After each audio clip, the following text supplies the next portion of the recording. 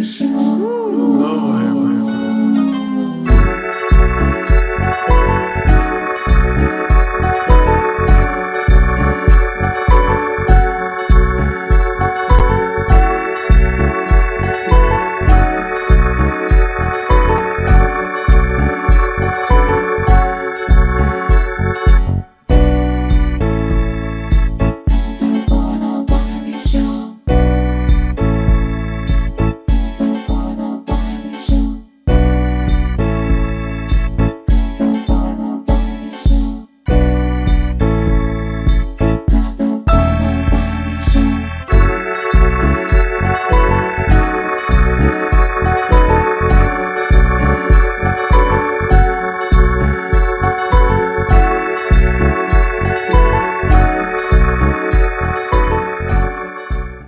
What's up, you guys? Welcome back to another episode of the Wiley Show. I have a special guest, a fellow wrestling fan. Yes, sir.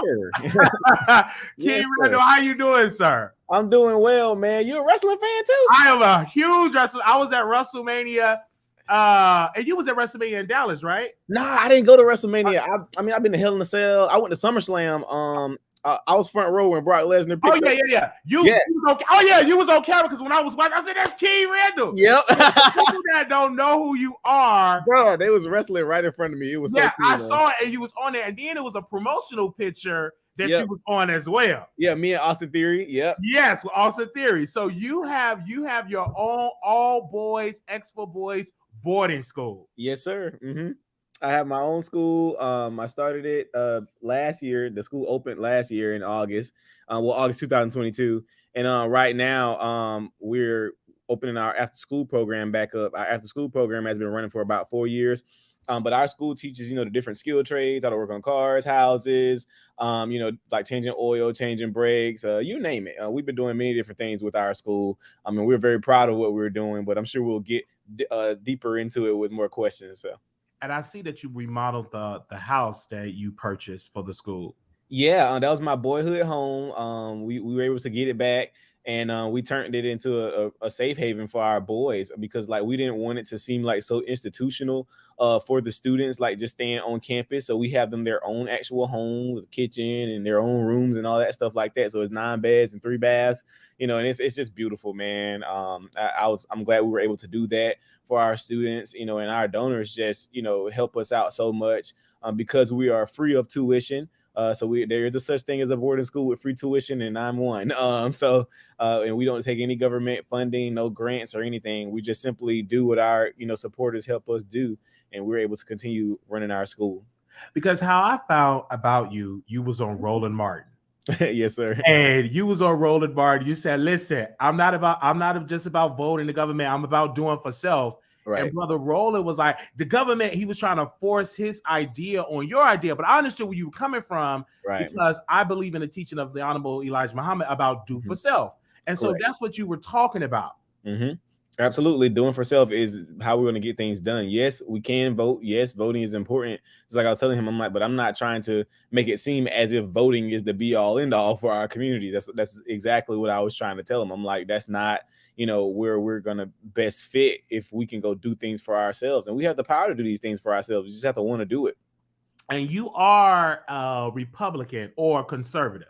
Yeah, I consider myself conservative, not any political affiliation, because you got conservative Democrats, so it just, I align there because that's like kind of what our granddads taught us growing up. And it's simple stuff, Christianity, believing in a man and a woman, all that stuff, the nuclear family, etc. So just that simple stuff. I know when people hear conservative, they immediately think Republican, but I'm just like, you got conservative Democrats, conservative Republicans, conservative libertarians, so that's just kind of what that is. And also, because you've been moving around, Candace Owens did a documentary exposing the mistreatment of the Black Lives Matter, how they've been taking the donations and spending it on themselves. Yep. And you was at the event. Yep, I was at the premiere. Yes, sir. You were at the premiere, and I was like, wow. Yep. So you are a fan of Candace Owens. Yeah, Candace and I, we've definitely had contact, and she appreciates what I'm doing. We were able to connect through Kanye. Actually, Kanye actually gave her my information. Once he and I had met, and that's how we got connected. But yeah, she definitely supports what we were doing, and I support her also. I'm supportive of Blexit. They support what I do, so absolutely. So when I saw that piece and I see you there, a lot of people were saying that he shouldn't be there. This is Candace Owens, but your idea of you're about educating your kids Correct. and you working with whoever worked with you. And I Exactly. also saw that you and Rolling got in a tit for tat with the whole thing when you took the boys to go see the governor of Georgia to go meet with him. Right. Rolling was he was just throwing shots and shade. What is his plan? What is his plan? You said you will meet if the opportunity presents itself if Stacey Abrams want to meet. So what what did he promise his ideas for you all to vote for him or support for Georgia's for education? Because that is what you're doing in your career. Right. Well, Governor Kemp has always supported our program ever since he's found out about us. And, he invited us up to come see him multiple times. And our school has been there before. And he's given us major shout outs, sent donors our way and things like that. Because sometimes, these guys may not be able to do something specifically for one group I won't say one group, but for one organization in particular or whatever. So they have to do something that best works for everybody. But he has done things of the such as sent people to, donate to us and things like that, or has told people about our program, which is a lot that I could ask for because people, again, take care of our program without us giving any government funding and things like that. But he actually had a meeting, for Black men with Black men. And that's why, he was able to get, win by as much as he did this year because he was campaigning a lot in the Black community, and not just campaigning, but he's actually telling the Black community like what he's done, since he's been governor. And instead of just, fluff like usually the other side usually does, is just giving fluff about things that they've done, but he actually gave stats and statistics, and he answered everybody's questions. That's one thing I do appreciate about him. He does not like shy away from answering people's questions. They'll ask him hard questions, easy questions, and he just answers them. He doesn't, sugarcoat it or anything. And that's how somebody's, pretty genuine in what they're doing. And when I saw that, I said, this is amazing. And then your school is here. And I saw that you were doing some shout out to Chicago because it was a pastor on the South Side that was living on the hotel on the roof to open up his community center. And you took from that idea and you was on the roof of your school to raise money. Right. Yep. I started staying on the roof of our school past summer. I got the idea from Pastor Corey Brooks in Chicago. Yeah, I got it from Pastor Corey Brooks, Project Hood. So he was staying on the roof of Chicago in like negative 20-degree weather, raising money for his organization, Project Hood. And so I was like, well, let me use that idea. I went to Chicago and stayed with him, and I got the blessing from him to be able to use that particular way of fundraising. And I stay on the roof where it's over 100 degrees, in Albany in the middle of the summer. So I was sweating bullets, and things like that. But I had people sending care packages and donating. Yes. We raised like $400,000 or $500,000. We were trying to raise $1 million, but we didn't get all the way there. But we got pretty close. But that's kind of where we were with that, and it was a beautiful fundraiser, and we were able to get our school open. And that's something I appreciate again for all of our supporters. Like for us to again run a tuition-free boarding school, you cannot get better than that because we feed them, get them haircuts, we clothe them, they live with us, and I got to pay the salaries of the staff and things like that. For us to be able to run a boarding school, for free, it just means a lot. And not to mention, my previous I just posted our light bill like from the school earlier on Instagram. It's like $6,000, and then that's not on top of our office building and also our boarding home. Like we have a lot of bills, Wi-Fi, miscellaneous happenings, everything. So but that's what we're doing. That's exactly what we're doing. One thing I admire about you, King, you're a young man, you're a father, and you raised the money to open this school. Yeah. What are your thoughts on Dr. Umar for saying that he's going to have a school and it's been over a decade and still the school have not been produced? What are your thoughts on that? No comment. Okay, we move on.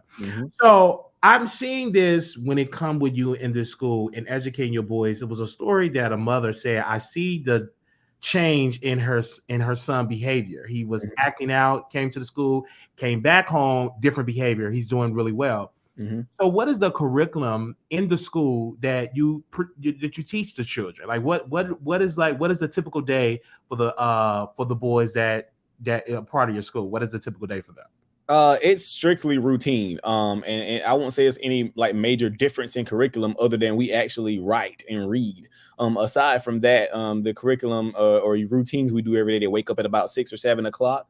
They go shower, they get ready for the day, they iron their clothes and things like that because they do have uniforms. But again, they do that. They go to class. They go to their classes. During the day, they usually get out of class maybe about 12 or so to go, recess or whatever. Or we, let them go play football and things like that. They also exercise in the morning. Many of our students who were obese, they've lost a lot of weight. Our students have come in looking like little Oompa Loompas to being, skinny and like looking healthy. And their parents have talked a lot about that also, about them just losing a lot of weight and their behaviors changing. But it's just a lot of routine and love. Somebody's with them all day, watching them and helping them, and making sure that they are doing what they're supposed to be doing. And that's what I love, about our school. We have a well-rounded program. And then of course we do our different workshops, Bible study, things like that.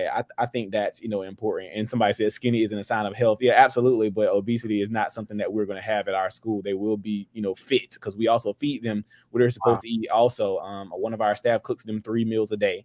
And we're making sure they're eating healthy food, every day, especially as growing babies, and growing boys. I think that's extremely important. And I also have my sons at the school.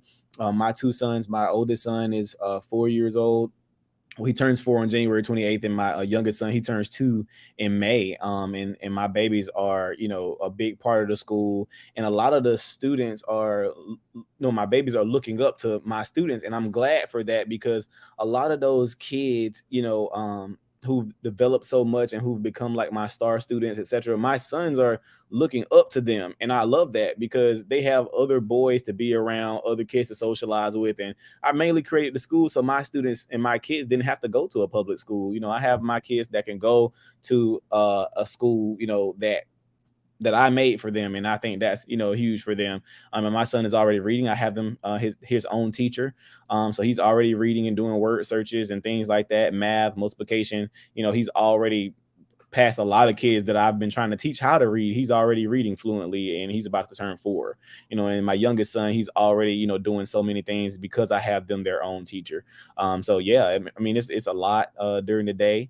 After they get finished with their daytime routines, they get ready to go to bed. They exercise. I talk to them, we pray, and then they go to bed. That's it. I want to add, when I see that for the sons, particularly boys, because you do know a lot of crime in some of these areas, and they need a mentor. But you have started bringing boys to your home before the school. Yes, they were there, and you had them in your house. Absolutely. I started again when I was 19 years old, and I bought my first house when I was 18. So I bought my house, and when I started the program and started taking children from the juvenile court system, I was realizing that a lot of their issues were their environment. And so for them to not be able to have any type of rehab was alarming to me, because we're the only standing rehabilitative program for juvenile offenders in Southwest Georgia. So no other programs existed before we opened ours for these kids to go to. So they were just effectively going to jail, no rehab, and going right back to jail. And that was crazy to me. So I started telling the parents, they was like, can you do something with him? I was just like, well, he's just gonna have to come live with me. I went and got my some bunk beds and put them in my living room, and we made it happen. Those kids came to live with me, and those kids developed so much. Like, you could literally see a night and day change from the kids who had armed robbery charges and everything. You wouldn't even know they was into that lifestyle, because they were with me, and I think that was so important for us, to see. And as soon as I would send them home or something, like, they get right back in trouble, and that's how I knew. I'm like, nah, these kids need a board. And I'm just like, nah, y'all just come live with me, and I talk to their moms. I'm like, I don't care. I could live. They can live with me. I don't mind. Because they were doing what they're supposed to be doing. They would wash dishes, asking if I need help. They were, doing their schoolwork. I mean, it was beautiful, and these kids is from the streets. And those are the kids, that I want most, the kids who really want to change their lives, because they have to want it too. And I think that's extremely important. But these boys, man, they change a lot when you change their environments. And once they have to keep going home every day back to that same stuff they're dealing with, yeah, we can have a lot of talks with them. Yeah, we can have somebody mentor them during the day. But if they don't have a way to escape from the reality that's home, they're not going to change. And the school, because I get in question, they said, where's the school located? We're in Albany, Georgia. We're about 2.5 hours south of Atlanta. So the school, I'm just excited because we definitely need this, and you're not waiting on the government. You said you're doing for self, and you're presenting this idea. I want to ask you, having all of this stuff that are going on right now, do you believe that more African-American men need to get into education to become teachers, to become principals, to become in charge of boarding school? Do you think we need more of those mentors in that space? Oh yeah, definitely. I mean that's a given. I believe every man should be responsible for at least one child that's not his. If we had that to happen, I mean, we would see astronomical differences, in our communities. Our men do need to step up in those areas because we have so many boys that need somebody just with them, and not even, you don't have to live with them or anything, but literally they just need somebody to help them, show them something, because a lot of boys don't know what they don't know. So when you can expose them to different things, take them across the country. I mean, we've taken kids, on their first airplane rides, around the country and things like that, because they've never been anywhere. So a lot of these kids, they need to see this stuff. And I think that's important. So men definitely need to get in their communities and try and be teachers and things like that, because you're talking about surrounding them, with women all of their life. What do you expect to happen for them? How do you expect them to become a man when the only person that can teach a man how to be a man is another man? So, yeah.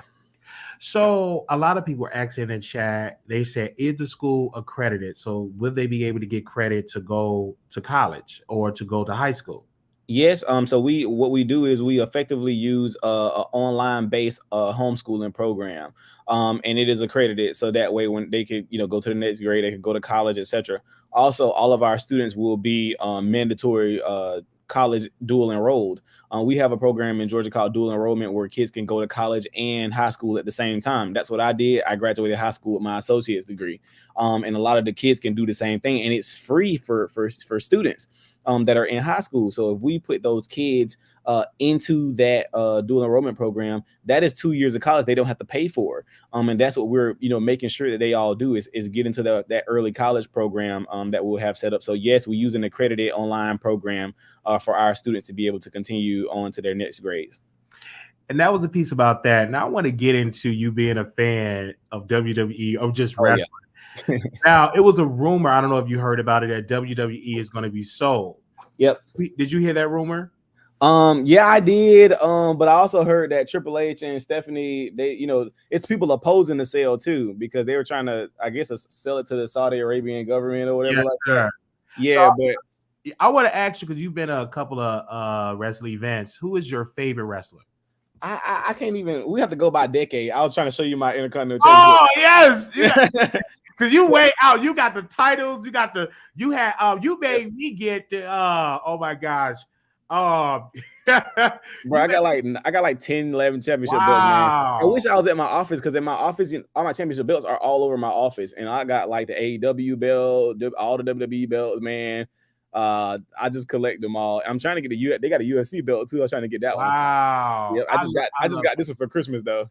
I love that. I just love that you definitely into wrestling. What made you start? Did you start in the Attitude Era? Like, what era did you start watching wrestling? I started in the Ruthless Aggression era. Like when I still remember when I first started. Literally, I'll never forget. I was at my mom's house. We stayed in this place called Kermita Beach, where I live. And I was literally scrolling through TV trying to find something to watch, later in the evening. And all I saw was somebody hit somebody with a chair, and I clicked right back, and I was like, here we are. And then from then on, I was a fan, but I knew of wrestling, before, like, because my cousins used to play like SmackDown, Shut Your Mouth, and all that stuff.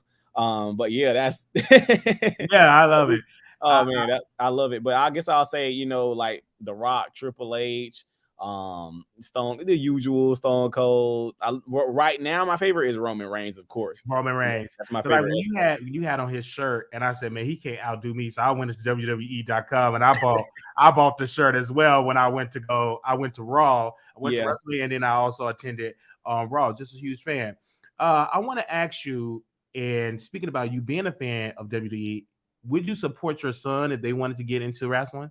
Sure, absolutely. Here's the thing, as much as a guy always wants to see like a reflection of himself and his kid, I just want to see him be successful, like in whatever he does. And I think that's extremely important for our boys to have somebody that supports them doing it, whatever they want to do. So yeah, I'm going to guide him in different areas, of course, but whatever sparks his interest in his dream, let's do it, man. Let's get it on, and I want to make sure I'm that supportive father for my sons and even the kids in the program, whatever y'all want to do, let's do it. And I'll guide them in the best direction for that. Mm-hmm. Yes. I'm excited. I was talking to someone about you, King, and they was like, he should run for public office. Would you ever want to do that? Get into politics to run for office? Not at this moment, man. I'm strictly with my students right now and trying to dig into that.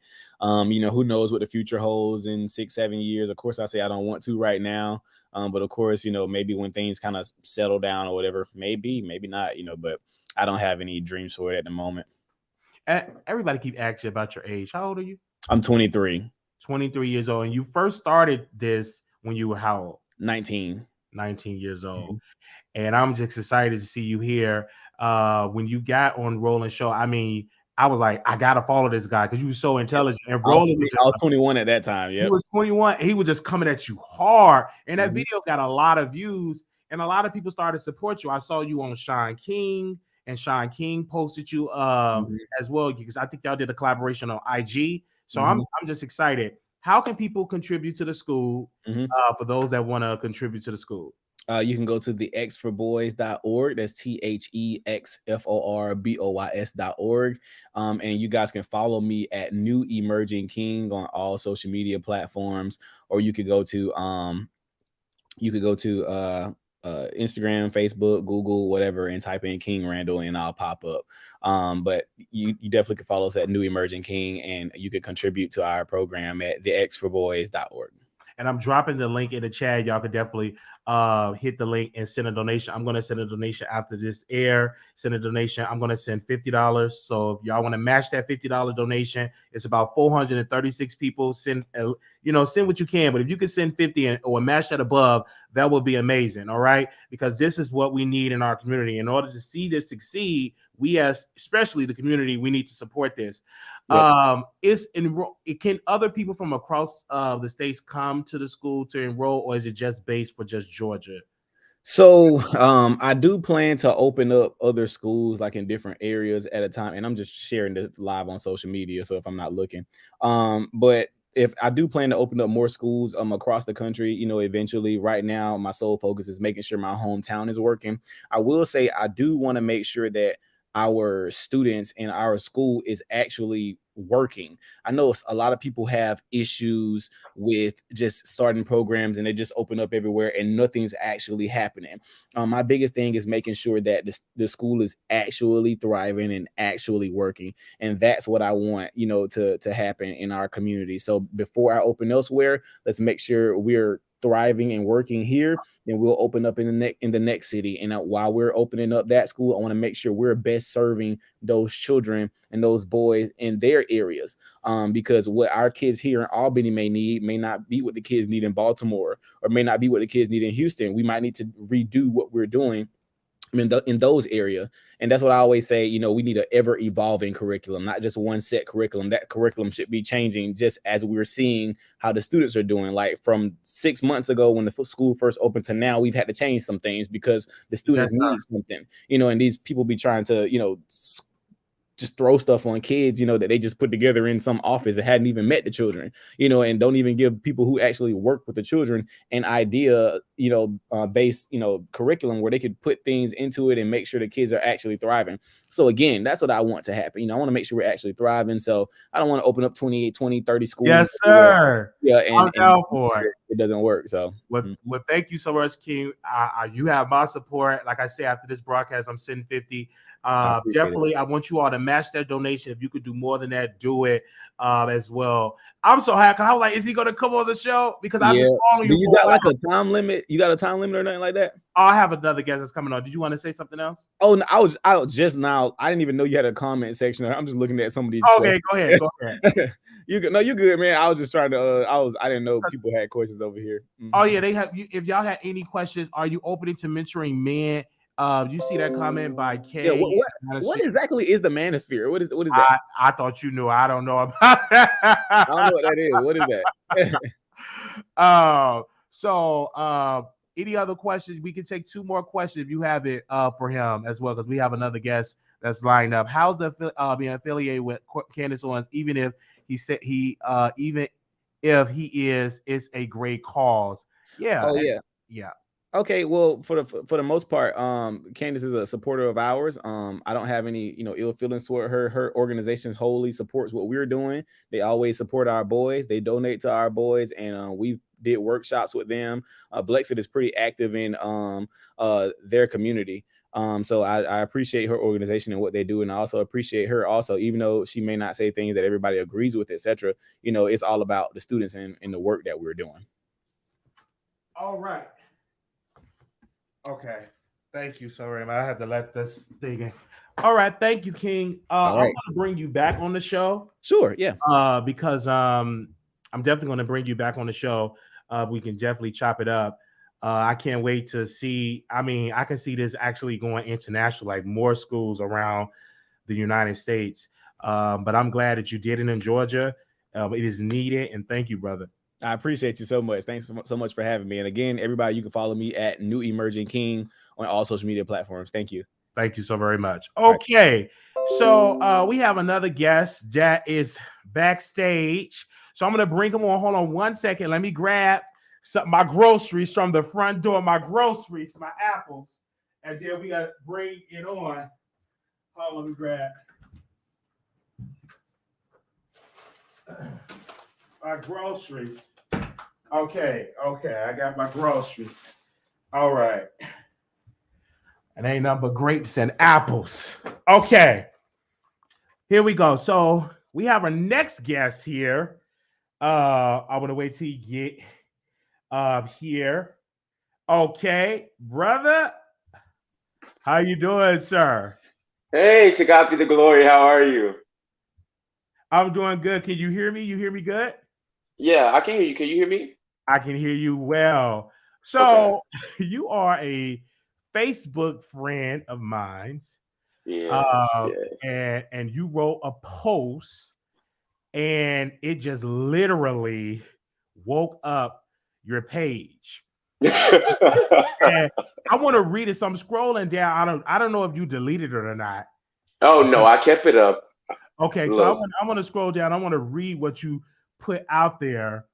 If I can find it really quickly, because it was a post that you wrote. Because I can't really find it, so I'm gonna just summarize it. You is no longer a homosexual. You are delivered. And when you put that out there, many people were saying you're not delivered. You're just a confused, closeted homosexual. So what made you come out and say that you are you're delivered from homosexuality? Well, the actual words were, even though yes, that's along the lines, the actual words were walking away from homosexuality was me submitting to the truth, and nobody forced me. So the thing about my deliverance is that I just saw the move of God. Really, like in a miraculous way in my life. I was back in 2020 and through 2021. I was addicted to drugs. I was shooting up methamphetamines and I was smoking crack cocaine. Wow. Yeah, towards the end of 2021, I was also dealing with homelessness. I was dealing with homelessness for about 4 years, ever since my grandmother passed away in 2018. A month after my grandmother passed away, my aunt put me out of the house. So I was having it was very unstable in living. I was like from friend's house to friend's house, couch to couch. And towards the end of 2021, I started drugs in 2020. And towards the end of 2021, I was in this program, this rehabilitation program, and also they gave me a place to stay for like 3 months. I was like 2 weeks in at the program. I had relapsed. They put me out of the program, so I was walking around this neighborhood. I don't know if you're from Atlanta, but it was like the Campbellton Road area. And I was walking. And I looked over and it was nighttime, and I was just walking up. I saw this lady outside smoking a cigarette, and I was just walking up to ask her to smoke ask her for one of her cigarettes. And she said, "What is it that you need?" I was like, "What do you mean, ma'am? I'm just asking for a cigarette." She's like, "No, baby, you need something." She's like, "Where are you staying?" And I was like, I really don't have anywhere to stay at the moment. I was in a program and they kind of put me out like 2 days ago. I've been on the streets ever since then. She was like, and this is how I knew it was nothing but God. This lady didn't know me from Adam. She didn't know me from a can of paint. And she was like, "Baby, you can come stay with me. You can come live with me." And I literally just met this woman. And it was after that I just had an encounter with God. I just noticed that his hand was moving in my life, and I couldn't deny it anymore. His hand was always moving in my life, but this was a moment I was like, this lady don't know me from Adam, and she just invited me to just come stay with her. And she literally told me, she said, "God told me to let you come stay with me." She literally told me that. So after that situation, I started to examine myself. I started to read my Bible, which was the first time I actually, because I'm already a preacher's kid, but I never actually opened my Bible and read it for myself. I was one of the ones that would go to church and just, get the pastor's interpretation and his perspective from the Bible. But from that moment on, I owed it to my Heavenly Father to come to get into a better relationship with him, to get closer to him, to actually read his word and to get to know him for myself, and not to get somebody else's interpretation of him. So after that, it was just while I was reading my word, I was just getting convicted. It was just this one day, because I wasn't like a cross dresser or anything, but I would wear like stuff like leggings and sometimes like little feminine blouse. I just had like a very what do they call it? What is a very androgynous type of fashion, and I just got convicted.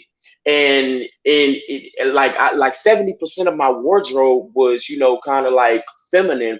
After that conviction, I got all my wardrobe and I just like put it in this bin and I gave it all away. I just put it outside and I just gave it away. And it was just, I can't explain it, but it was just this conviction that was pushing me to move away from the things that were familiar, to move away from I felt like I was being I felt like that part of me was being broken off of me, and nobody forced me. I feel the power of God already. Nobody forced me because nobody forced me, because it was just the Father pushing me in a new direction. Because when God moves in your life like that, when God moves and it is undeniable that it is God, if you truly love the Father, and I love my Heavenly Father, that's why I could no longer deny. I could no longer deny his word and his truth. And therefore, when you see God moving into your life and you love him, you want to get closer to him. You want to align yourself with his word. You want to do what he said. You want to do what's pleasing in his sight. So that's the thing that really that pushed me towards my deliverance.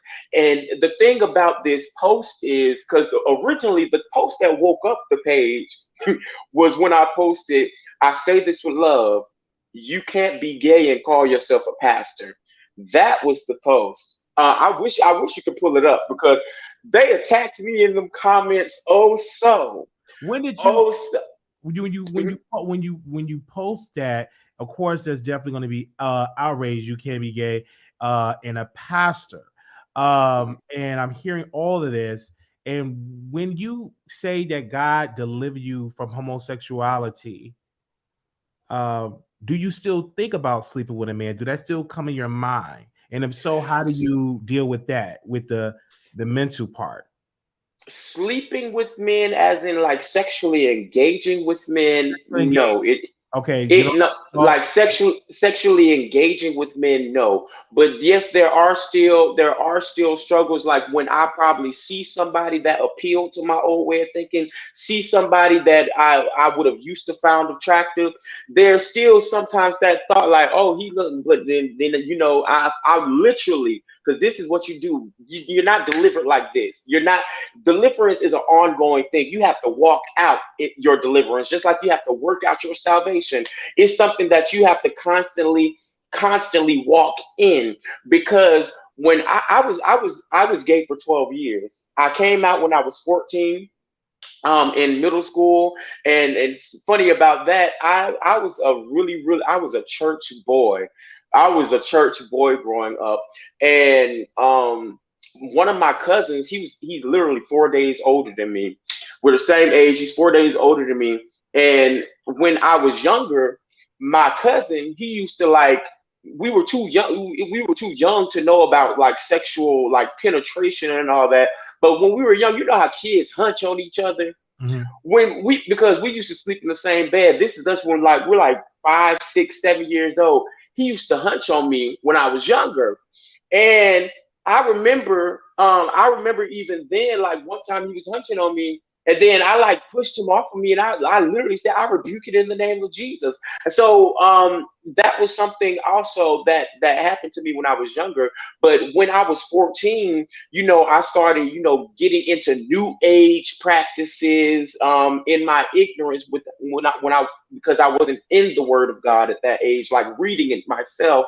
So I got deceived, and I came across this YouTube video, this Zeitgeist video, where they were saying that Jesus wasn't real and Jesus was just an imitation of some Egyptian deity or whatnot. And I cried because I was like, oh my gosh, I had questioned my entire foundation of faith, because it was really just my belief in Jesus, my belief in the Bible, my belief in the God of the Bible, that was holding me back from pursuing these feelings. Because from the activity that was going on with my cousin, I was already getting confused, and I was like, okay, so I was looking at dudes a certain kind of way, but I will always snap back out of it. I'd be like, no. I was Yes. like, no.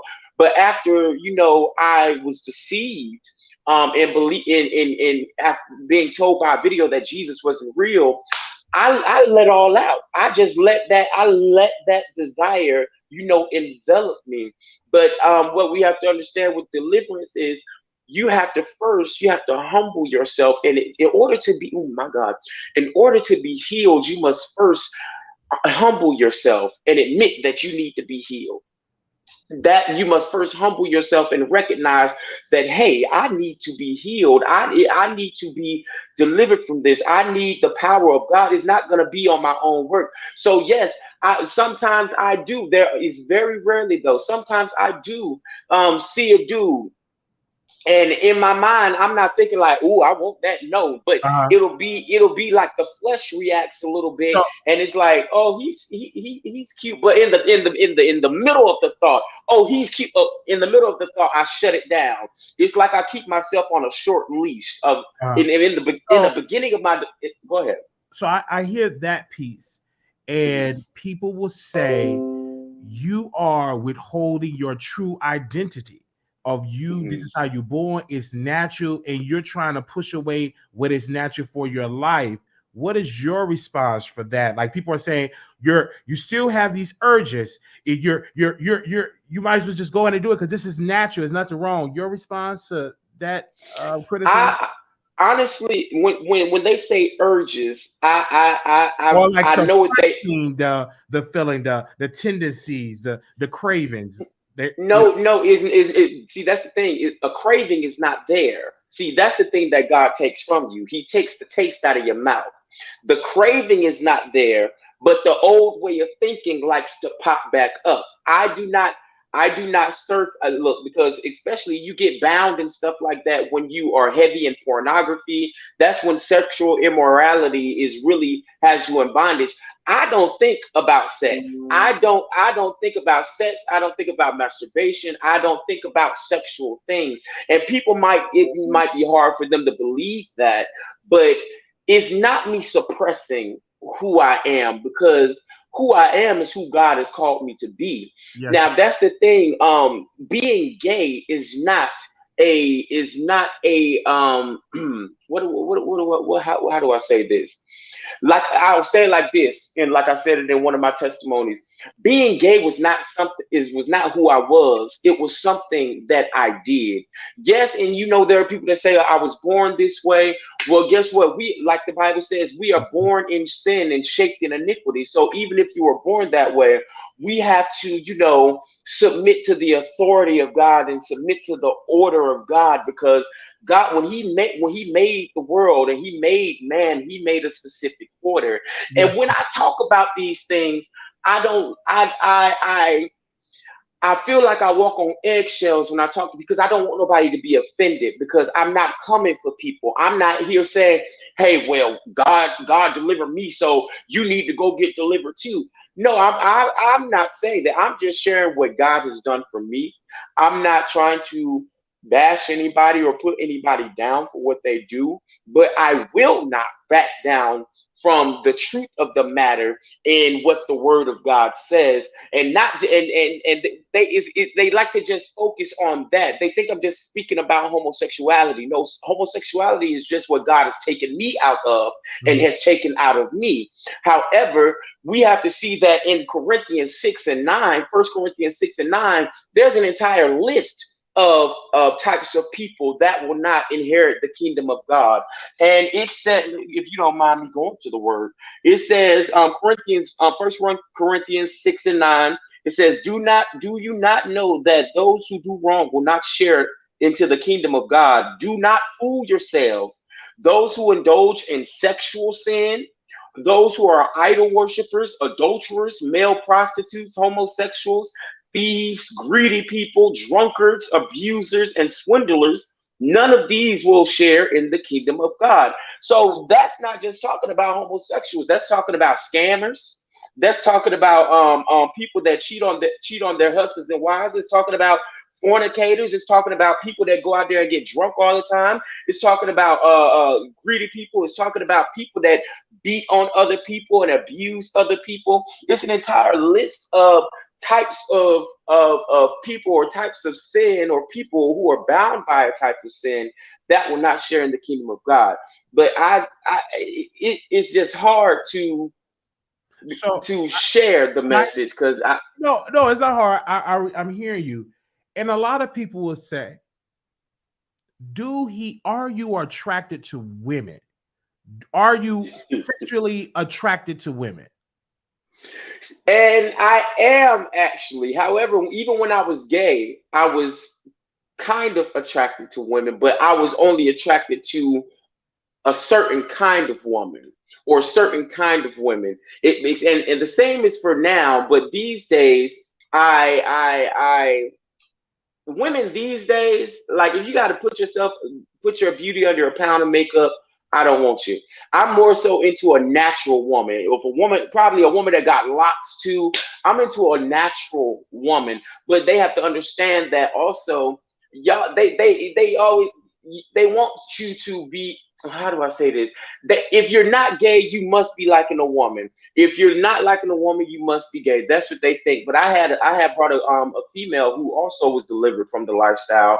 She came on my channel and she was like, well, God doesn't call us to be, just like he doesn't call us to be gay. He doesn't call us to be straight either. He calls for our obedience. He calls for us to submit to him. So she was saying that she might not still be attracted to men, but she is obedient to what God tells her to do. And yes, some people might say she's suppressing herself, but no, you might say she's suppressing herself, but no, maybe she's suppressing that sinful nature. Because when you submit to sin so much, you become in partnership with sin, and go into league with sin, you start to confuse it for a lifestyle, and then that is when you have been delivered over to a reprobate mind. When you believe that the sin is a lifestyle. Oh, I hear that point. And a lot of people, I mean, we have almost 600 people watching this worldwide, between Facebook and also YouTube. And I want to ask you, when you had this response, what did your family think? Did they come to you and say, girl, you still gay? Or was it, oh, you really delivered? Did you really get support from your family? Well, considering that my family, like my blood family, that they had put me out after my grandmother passed away, I really don't speak to them like that. But it's strange that you said that, because today I actually got a text from this gentleman who I used to call my gay dad, because he was one of the people that I used to stay with. You know how in the gay community they have like, and for people like that, you get kicked out, somebody in the gay community much older that's established, they take someone that is younger into their home. But go ahead. And I'm still in communication with him. And I still call him dad. He had texted me today, and he said, son, he was like, I support you. He was like, I'm proud of you. He was like, continue to do what God told you to do. He said, but one word of advice. He said, let your actions speak louder than your words. He said, let your light shine and not your fight, because he saw the backlash that I was getting, and he said, they don't know your story, but I do, and I'm proud of you. So he is proud of me, and my real father is a pastor, but I don't like to talk about him too much, because but because he wasn't claiming me much when I was in the lifestyle. Okay. But now that I'm not in the lifestyle, he wants to say, oh yeah, that's my son. Yeah, God has done a great work in my son. Yeah, I ain't paying that no mind. So I want to bring it back and speak to when you was a child, when you were kicked out and your parents were in the ministry. Your dad was a pastor. Mm-hmm.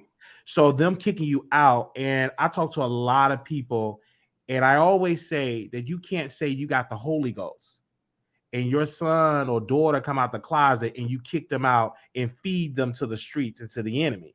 You know what I'm saying? What I'm saying? Mm-hmm. I just don't agree with that. Your response to that, when they kicked you out, like, did you question God? Did you get upset with your father? Because to me, I don't think that is great or godly to kick your children out because they came out of the closet.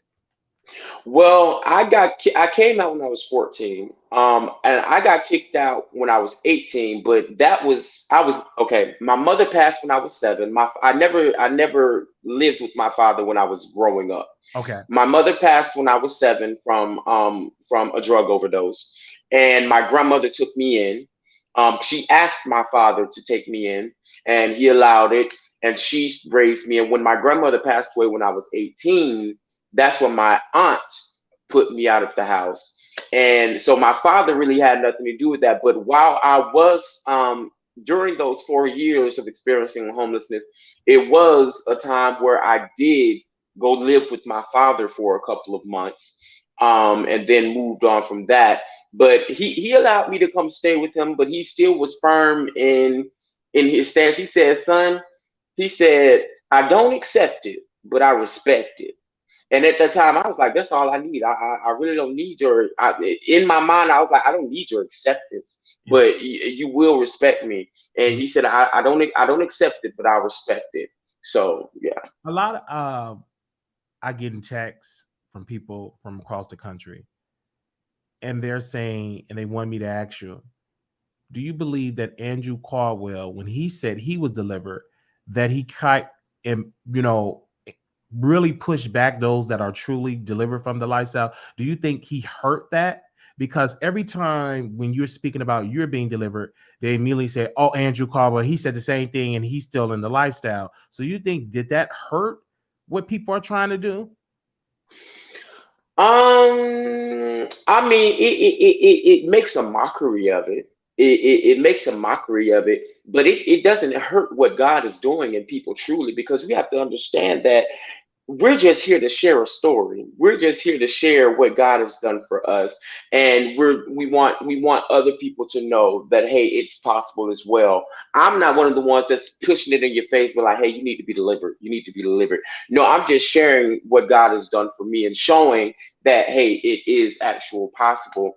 But as far as Mr. Codwell, it just makes it laughable, and it makes it more unbelievable. It makes people think that it's a joke. It makes people think that it's not real, and it's just some type of church hurt type thing. Do you believe that being gay, if you die in the lifestyle, that you're going to hell? I can't speak for where anyone is going. I just know what I just like I read in First Corinthians 6 and 9. It says that it gave a list of those who will not share in the kingdom of God, and people who practice homosexuality. It is in that list.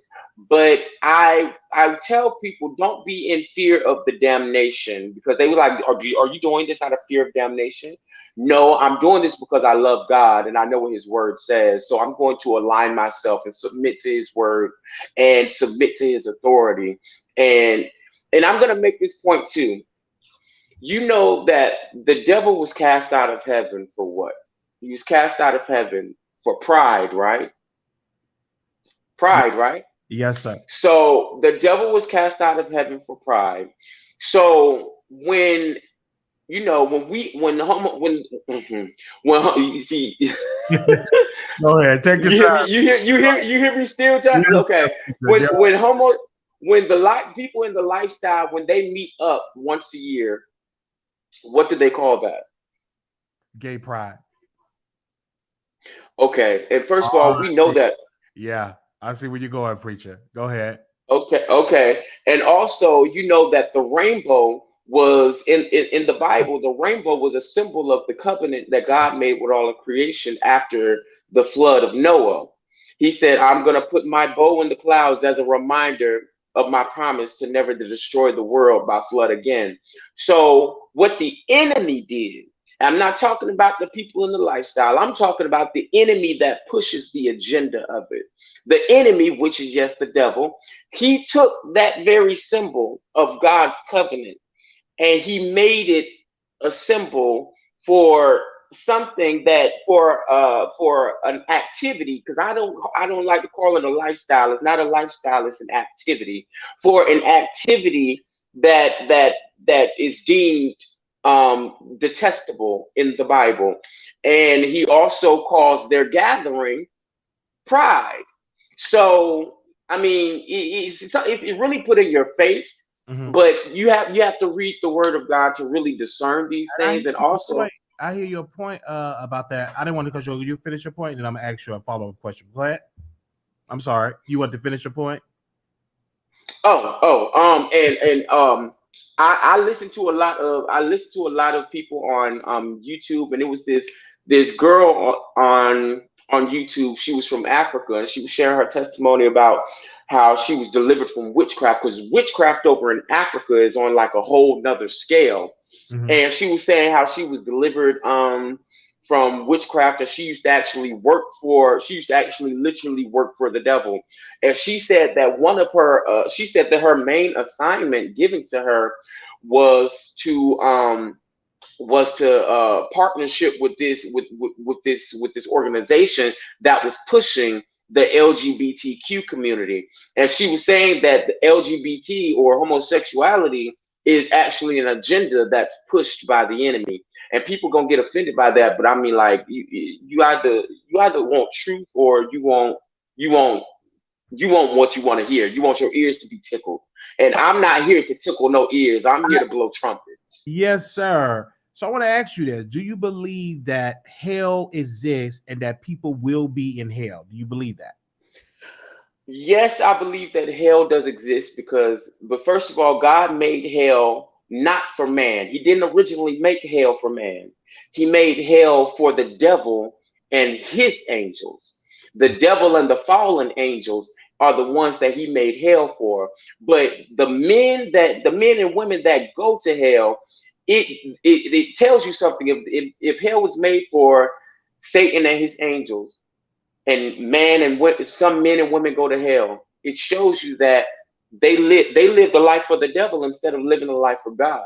So therefore, they were deemed on the devil's team instead of God's team. So you are an ordained minister? No, I'm actually in my ministry training this year. I just study. You're in your ministry training. You attend a church. How your church receiving this? I haven't testified to my church yet. I know some of them have their thoughts, because even though I am walking in my deliverance, I mean, I'm not the most masculine man. I mean, I'm still me. It's just I don't do certain things anymore.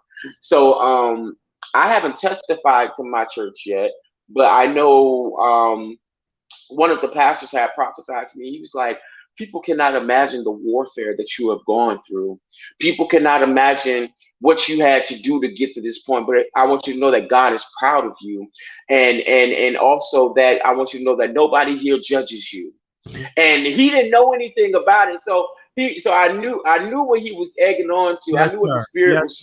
I knew what the spirit was saying, but he was saying nobody here judges you. I want to ask you, because when I message you, you had to go to rehearsal. So you're a singer?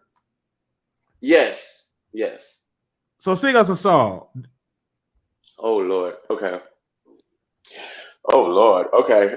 There's a praise on the inside.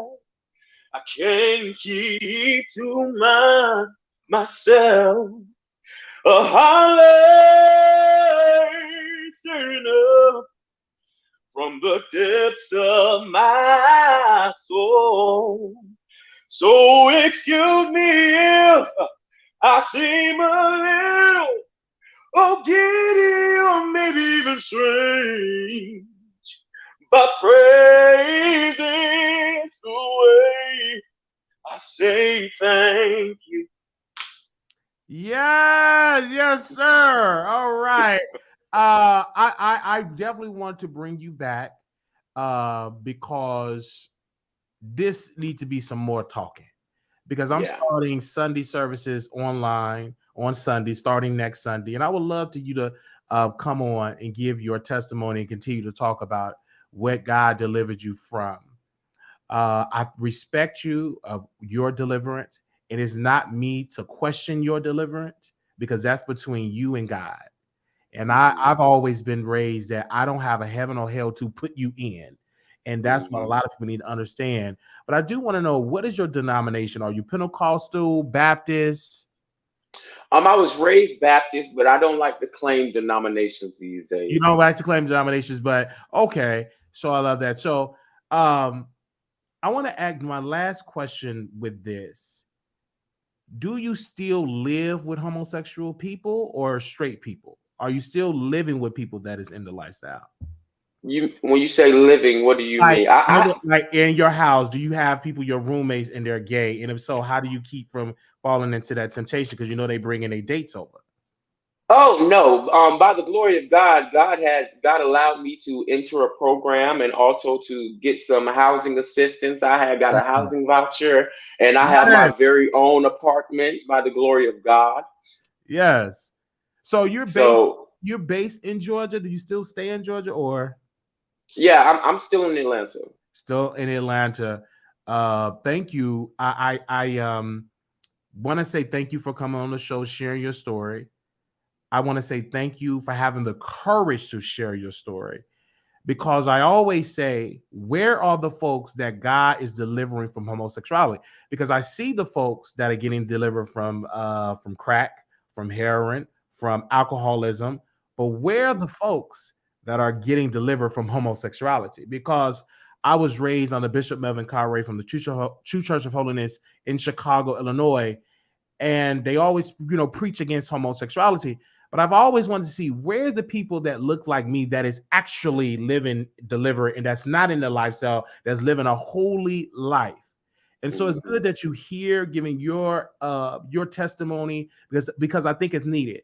And a lot of things that is missing in the local churches is testimony service. Now, I'm not talking about testimony service about your big house and your clothes and all that. I'm talking about what did God deliver you from? Because your testimony is going to help somebody else that is struggling in the lifestyle. Whether it's struggling in drugs, whether it's struggling in homosexuality, whether it's struggling in lesbianism. So I think the local church need to bring back testimony service and let the folks testify, what did God deliver you from? What temptation that you overcame? Not about trials, not about all these businesses that you have. I get that. But it comes a time, what did God deliver you from? And so it amazes me when I saw that on your post. I smiled because that is needed. And we need people, if that's the life you want to live, that's the life you want to live. And that's your relationship with God. You opened your Bible, you're reading the word, you're living a life, and you're trying to live this life on a straight and narrow path. And that's the path that you want to live. With this in mind, do you want to become like your father and a pastor? Like my father? No. Not like your father, but do you want to be in the ministry, be a pastor or a prophet? Yes. Because when I first joined my church that I'm at now, our apostle, he had told me, he said, you have an evangelical spirit all over you.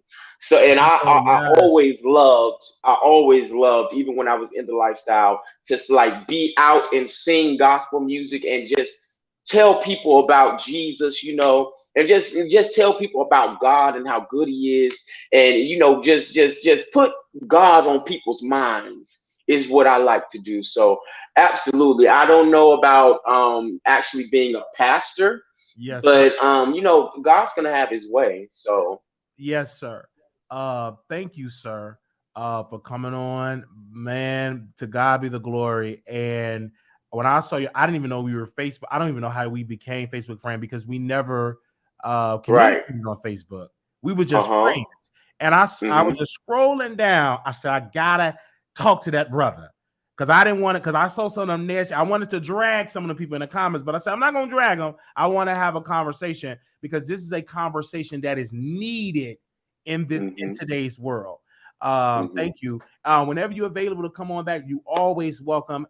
Do you have a social media that people would like to support, that like to follow you, and what is it? Well, my YouTube channel is the name that's below is To Yah Be the Glory, Apollo Soul Story. And as far as like TikTok and Instagram, it's called Worship, the number 4, and REALZ, Reels. Worship for Reels. So that's how it's spelled. TO, like they got at the bottom. To Yah Be the Glory. Yeah, to Yah. And for everybody that don't know, of course, Yah is God. Okay, yeah, Yah is God. You have right now 844 subscribers. I just subscribed to your channel. We got 591 people that are listening. So again, we need all 591 people to subscribe. I'm going to drop the link in the comments. Subscribe to this brother's channel and support. We definitely are going to bring him back. Brother, thank you for coming on this Sunday. I mean on Saturday. I said Sunday. Saturday. This Saturday. Yeah. And let me add this last thing, Willie. Yes. And for the ones that really want to see the difference in what God has done, I left all of my old YouTube videos up. Wow. All of my old YouTube videos are up, and I used to be wild. I used to be wild. Okay. So I recently, just the past couple of 2 months, started back my YouTube channel. So like the last 5 or 6 videos are me in my deliverance. But the videos before that, you can go and see for yourself, and you tell me what you tell me if you see the difference. Because folks say, why didn't you delete it? I say because I want people to actually see the difference, because that's why people can't be delivered in the church today, because folks try to act like they ain't never had the need to be delivered from something. They try to act brand new. I'll be like, nah, go see what was, and now see what is. Oh yes. Thank you, brother, for coming on the show. Love you. You can go all day. We definitely gonna bring you back on the show, brother. Thank you. I'm so glad that you came in. I know we had some scheduling issues, but you said you would do it today. And brother, thank you. God bless you, Willie. I appreciate you all. God bless you. It's Wiley, Wiley. I mean Wiley. My bad. I'm calling Willie. Excuse me. Yeah, it's okay. But I love you. God bless you, Wiley. And if you need to come back on, you say, brother, I want to come back. I want to share something with your audience. I got a message.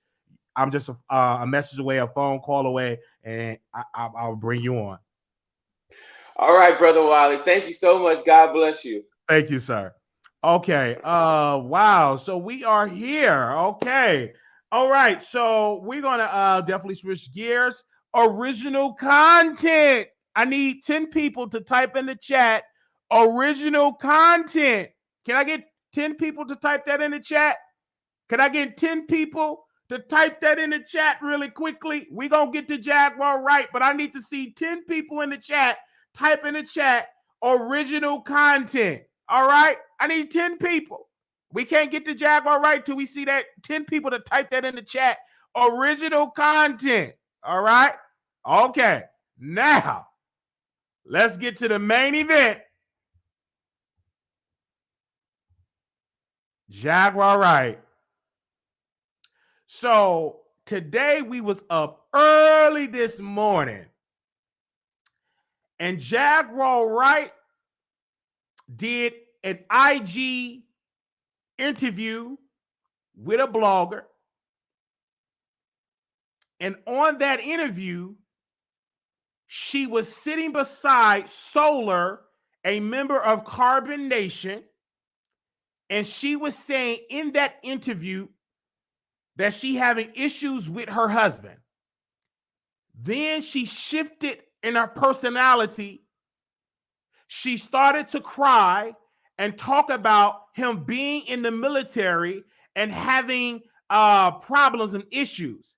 And she started to cry. Y'all don't understand it so hard. And blah, blah, blah, breaking down in tears. The blogger that she interviewed with ended the live, uploaded it on his channel, and I laughed. To be honest, I did laugh. Okay, I laughed, and then went from that. Then she went live, Jaguar Wright, on her YouTube page. She called the police, got on the phone with the police, saying that to make a police report for her husband because she claimed that her husband had a weapon and that he wanted to do something to her. The police officer on the phone said that your son said that is not going on, that he's not trying to harm you, that your husband is not trying to harm you. That's what the son told the officer. And he said, we're getting conflicting reports. Then Jaguar said, she named some type of officer. He said that officer is retired. Then she went on a rant saying that they brought all this type of stuff, that she have a witness. All of that stuff was going on. So then that live ended. But before that part, she called her husband on a three-way with the police officer. Okay, she had the police officer on the phone. She called her husband. Her husband said, why are you on YouTube? Why are you putting it on YouTube? And they was going back and forth, and then he hung up the phone. Okay, that was done. Mind you, we're seeing this in all real time on just real time where we're doing this all on our show. We live everywhere. If you don't see us on YouTube, we on some other platform out there. On Station Head. Make sure y'all subscribe to our Station Head show. Moderators, make sure you let them know.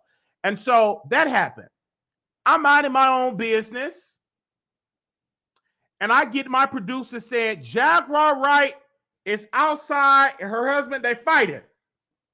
So I ran to my phone, to my Fufu account. What is a Fufu account? A Fufu account is because I'm blocked by Jaguar Wright on the Wiley Show Instagram page, I had to go on my Fufu account. So I went on my Fufu account, and Jaguar Wright and her husband was fighting. I'm gonna M-word you. You go do me like that. Don't be hitting my nephew. Her nephew is Solar, right? From Carbonation. He fighting, they fight. And then Jaguar proceeded to get in her vehicle. She picked up her son's ashes.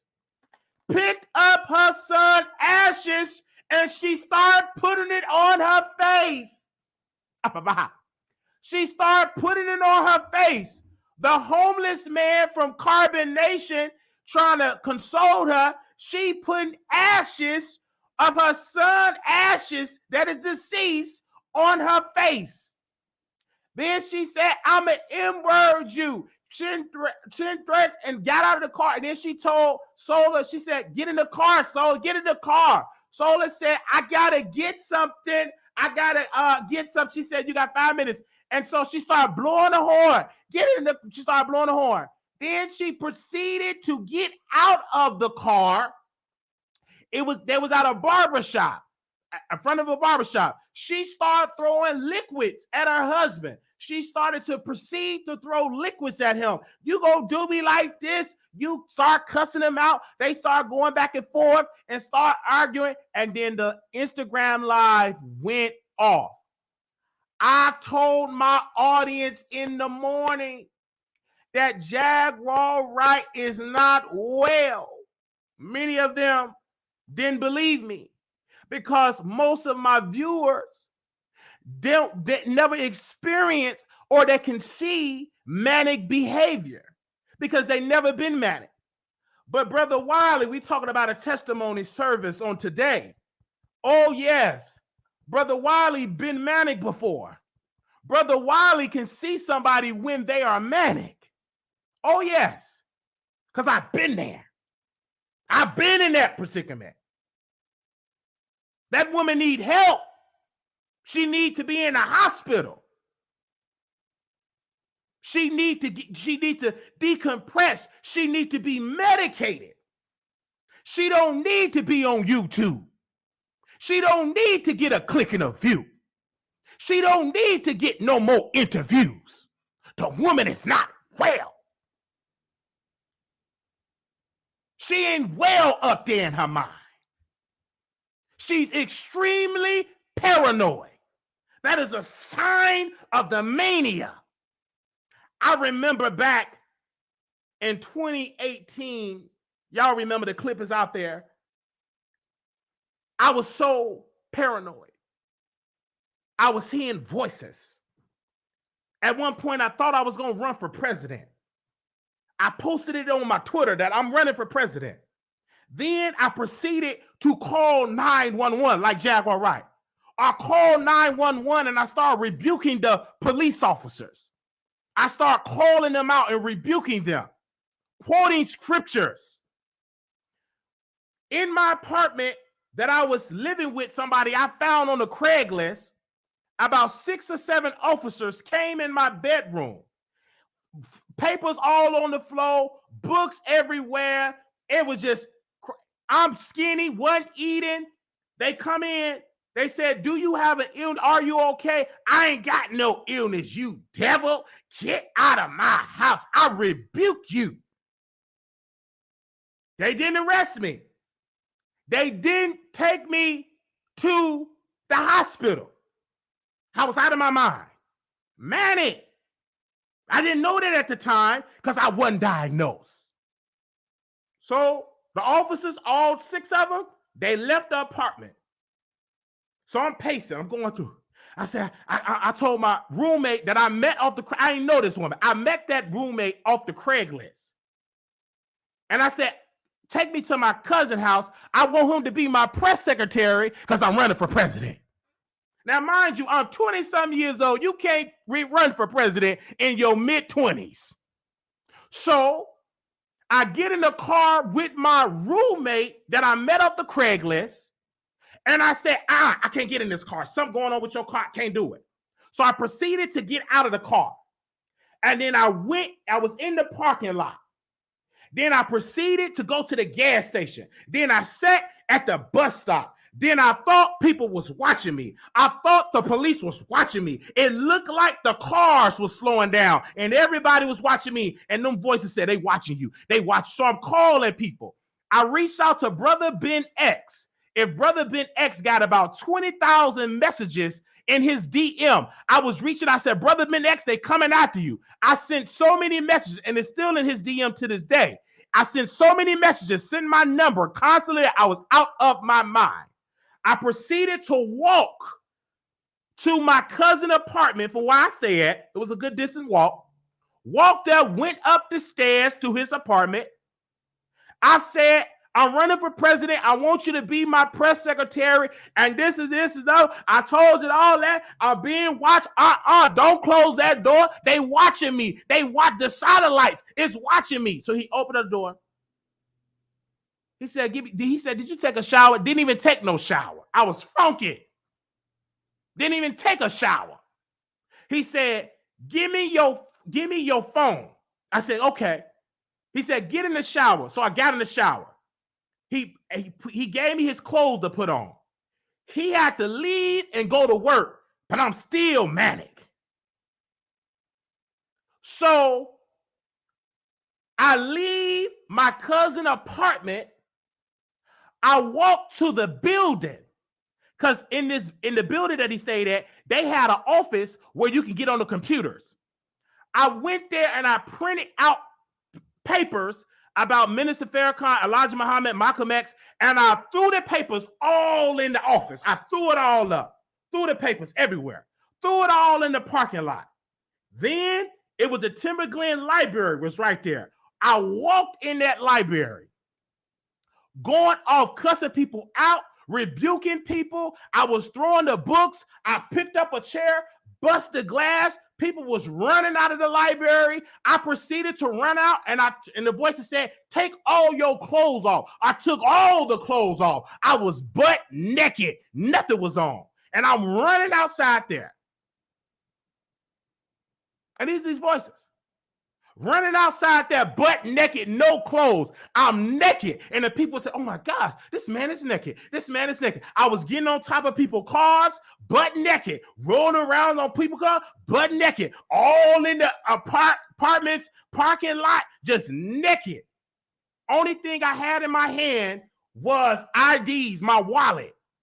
I didn't even talk to the people because the voice said, don't talk to them, just give them your ID. So I gave him the ID. Then the voice said, go back home. So I was trying to run into traffic. So the Dallas police officer, he said, freeze. And he tased me. And I went down on the ground, chin first, went down on the ground, whoosh, blood just gushing, chin bleeding. He put me in handcuffs. The ambulance showed up on the scene, handcuffs, and threw me in the ambulance. And I proceeded to go to the hospital. And I gave them doctors and nurses hell, rebuking them, calling them devils. I don't want no white people around. Y'all did this. I understand that. I don't want you. They tried to fix me up. I was snatching it away. So they left. I said, I want black nurses and doctors. I don't want no white nurses or doctors. So they brought some black people in. Then before they got in, I snatched the computer. It was a computer attached in the room. And it was a voice saying, they're spying on you. So I snatched that computer and threw it on the ground. Then they said, hold them down. And they gave me some medicine. And I woke up and I started preaching. And then woke up and they transferred me to Green Oaks Hospital, a psychiatric hospital. I couldn't leave because the state of Texas said he's mentally unstable. He's a danger to himself and he's a danger to others. So I couldn't leave that hospital. They had me in there. And I caused so much confusion in there. It took me a while to get medicated to eat because I didn't want to eat. I thought they was going to poison me. And I went eventually. I started to eat and I started to get back to myself. We're not hearing the voices. I started to go eat lunch. They had me in a padded room. And then because my behavior improved, they allowed me to be with the regular patients because I was so greatly disturbed that they had to put me in a room by myself, in a padded room with a big window where the nurses can keep an eye on me. So I've been there. So when I look at Jaguar Wright, I seen the mania. I seen that sister needed some help. I seen it all. So I understand her story because I've been there. And then they finally diagnosed me, and that doctor said, you have bipolar. I said, excuse me, sir, I ain't crazy. He said, you got bipolar. I never, ever been diagnosed with an illness in my life. He said, you got bipolar with psychosis. And you need to be on medicine. You have to be on medicine for the rest of your life. And he said, Marquise, he said, you need to take your medicine because when you don't sleep, you get manic. And you can have another breakdown if you do not take your meds and you do not sleep and eat. You got to do those things. And so I went through all of that stuff. And I experienced all of that stuff. So when I see Jaguar getting locked up, I was happy. Not only she need to be locked up, she need to be in some psychiatric treatment. She needs some psychiatric treatment. So hopefully this experience, if she is locked up, that she can finally get the help that she needs. That she finally get the help that she needs. Most people can't talk about it because you'll never experience that life. So you don't know what a person go through when they dealing with paranoid, when they're being manic. If you never experienced, you can't tell me how it is because you never walked a day in them shoes. But I have. Every day I thank God for helping me in that area. I could have lost my life. So every day I thank God. So when I walk out, I appreciate that I'm still here, that I got my mind, that I'm able to have an apartment by myself, that I'm paying my bills on time, that I'm able to do a YouTube channel, that I'm able to do these things, that I got to get along with my family. It was a time I didn't even get along with the family. Nobody in my family wanted to talk to me because they didn't know it at the time that I was mentally ill. So it took years for the family to receive me back into the family because they didn't understand what I've been through.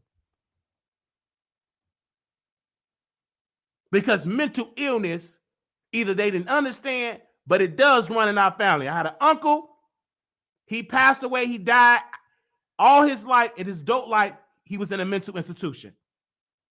My grandmother's father committed the S word. He had a shotgun, he had a gun, he committed the S word. So I have family members that been in the psychiatric hospital. So I'm saying this for Jaguar. It was funny what she was going through because I did laugh. But I said she finally going to get the help that she need because they're going to arrest her. And so that's what I had to say about that. She don't need no interviews. And she could, she was getting around and she was getting used. They used that lady. And I remember when I was manic and paranoid when I was in Chicago, because it didn't just start in Dallas. Dallas, it was the breaking point. I did an interview. I dissed my entire family on Facebook. It's out there. Just Google it. It's out there. Cuss my mama out like a dog. Cuss her out like a dog. cussed my sister out like a dog. And this is live. I went on Armand Wiggins show. Y'all want to know about the history for the new folks? He interviewed me. I asked him. I said, you need to interview me about my family and all that type of stuff. You need to interview and all that. I interviewed. I was over talking, and I could know now I was manic. So he brought me on Facebook for an interview on his Facebook page. Now I'm cussing everybody out. So what about the cussing the church out? Cussing everybody out. I was not well. My family had to get an interview. They said, we don't understand what he's going through. I never seen him like this. I never seen him do this. He was just such a good kid. I never had no problems out of Marquise. I don't understand it. I remember I was so mad at my family. I recorded my mom because she cussed me out like a dog because I provoked her. I called CPS on my sister. I called not only CPS, I called Adult Protective Services on my grandmother. I called CPS on one of the church members. I was just calling pieces, calling. I reported my uncle, who was a pastor, called the police to his house, and I was just calling all type of stuff. I went in my mind, calling my uncle for hours and hours, all day long, calling members of the church all day long. It got so bad that they had to get order of protection. They had to get a restraining order. Because I would just call them all day, cussing them out, posting their numbers on Jack, posting their numbers on 8 just dragging them all day, all night.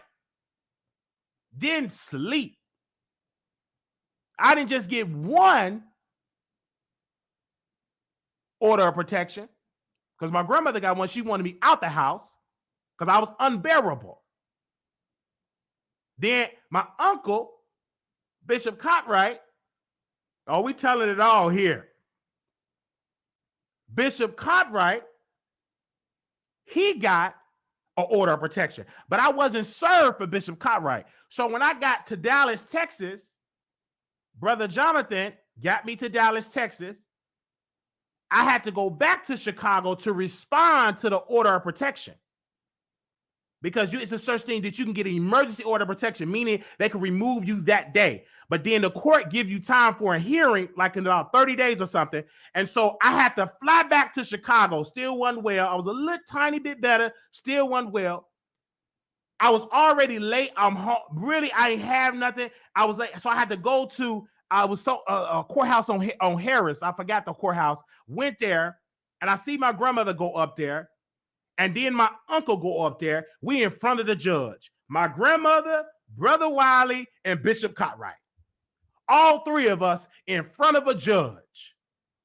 And Bishop Cartwright said, from the True Church of Holiness, he broke the order of protection.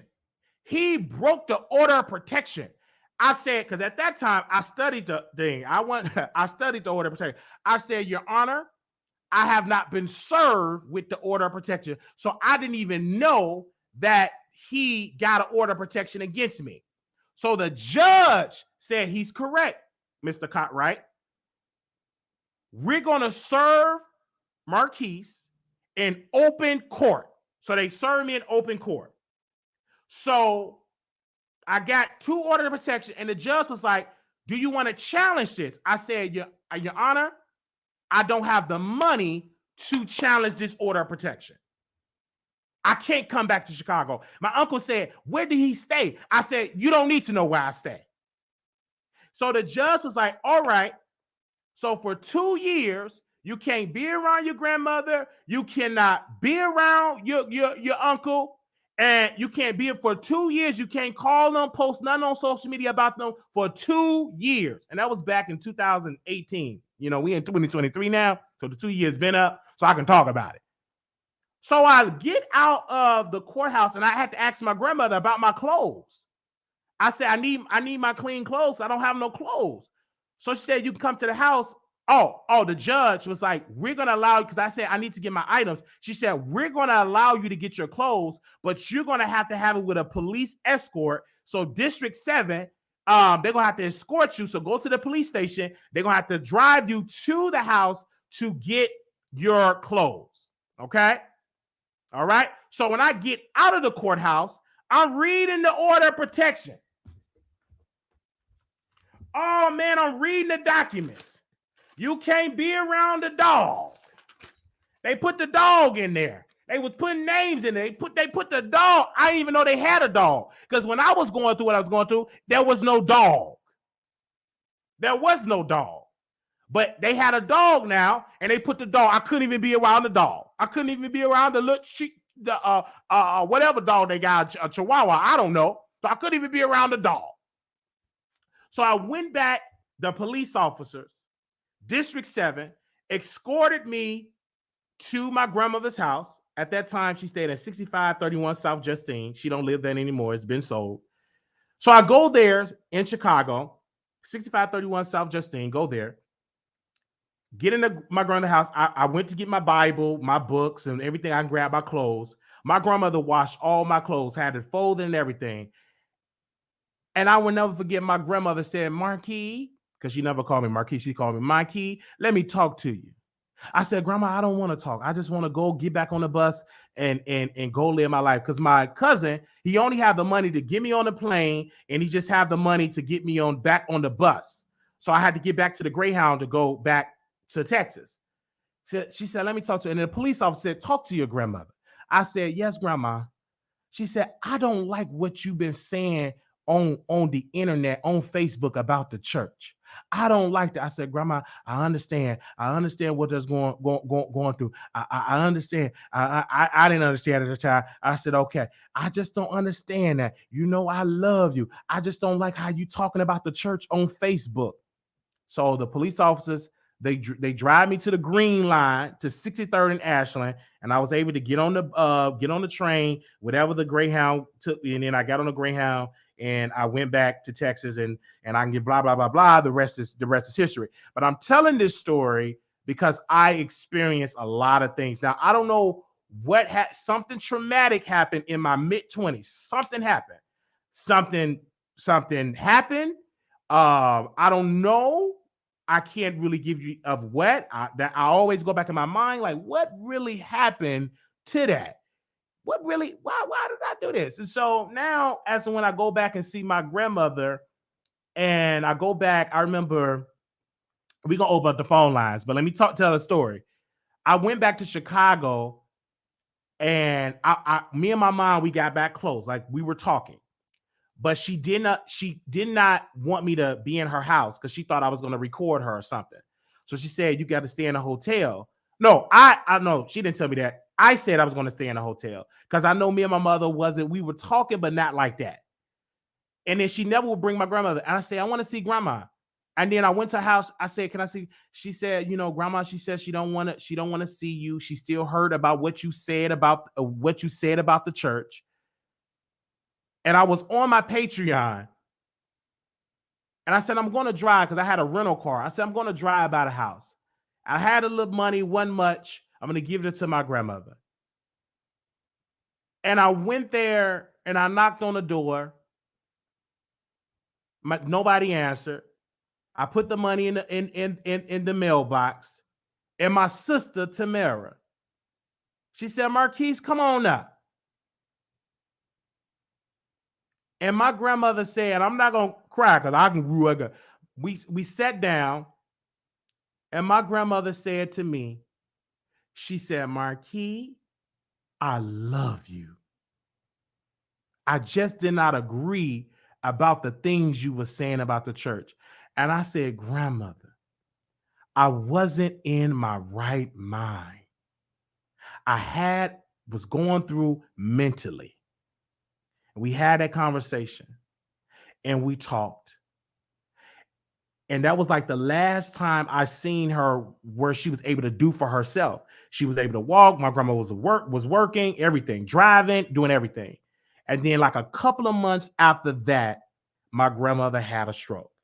A couple of months after we had that talk, she had a stroke like that. She had a stroke. And while she was driving from work, because she was working in her mid-80s, like up to her 80s, she was still working. And while she was driving, she had a stroke. And to this day, I still get emotional because I wasn't there for my grandmother. And I felt guilty. Ooh. I felt guilty.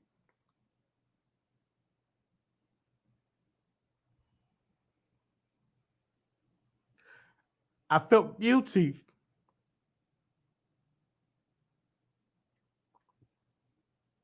because I wasn't there. I felt guilty. And so every time I think about that, I was like, wow.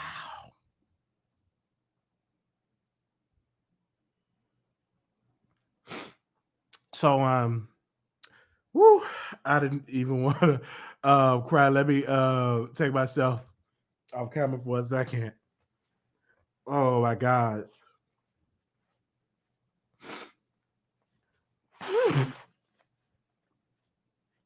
All right. Thank you. Okay. Woo, I didn't want to get emotional. But I just felt, I felt, I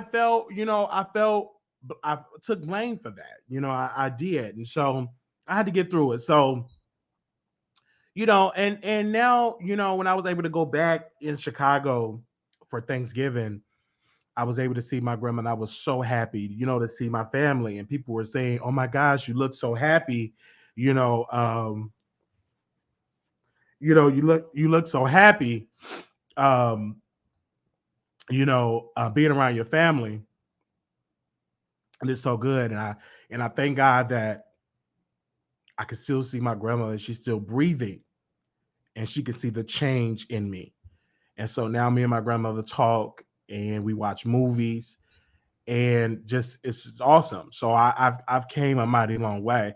So I appreciate that that what I was going through. And she's still living, of course, that she's in a wheelchair, and of course that she got to get assistance by my mother, and of course she's no longer living in her house anymore.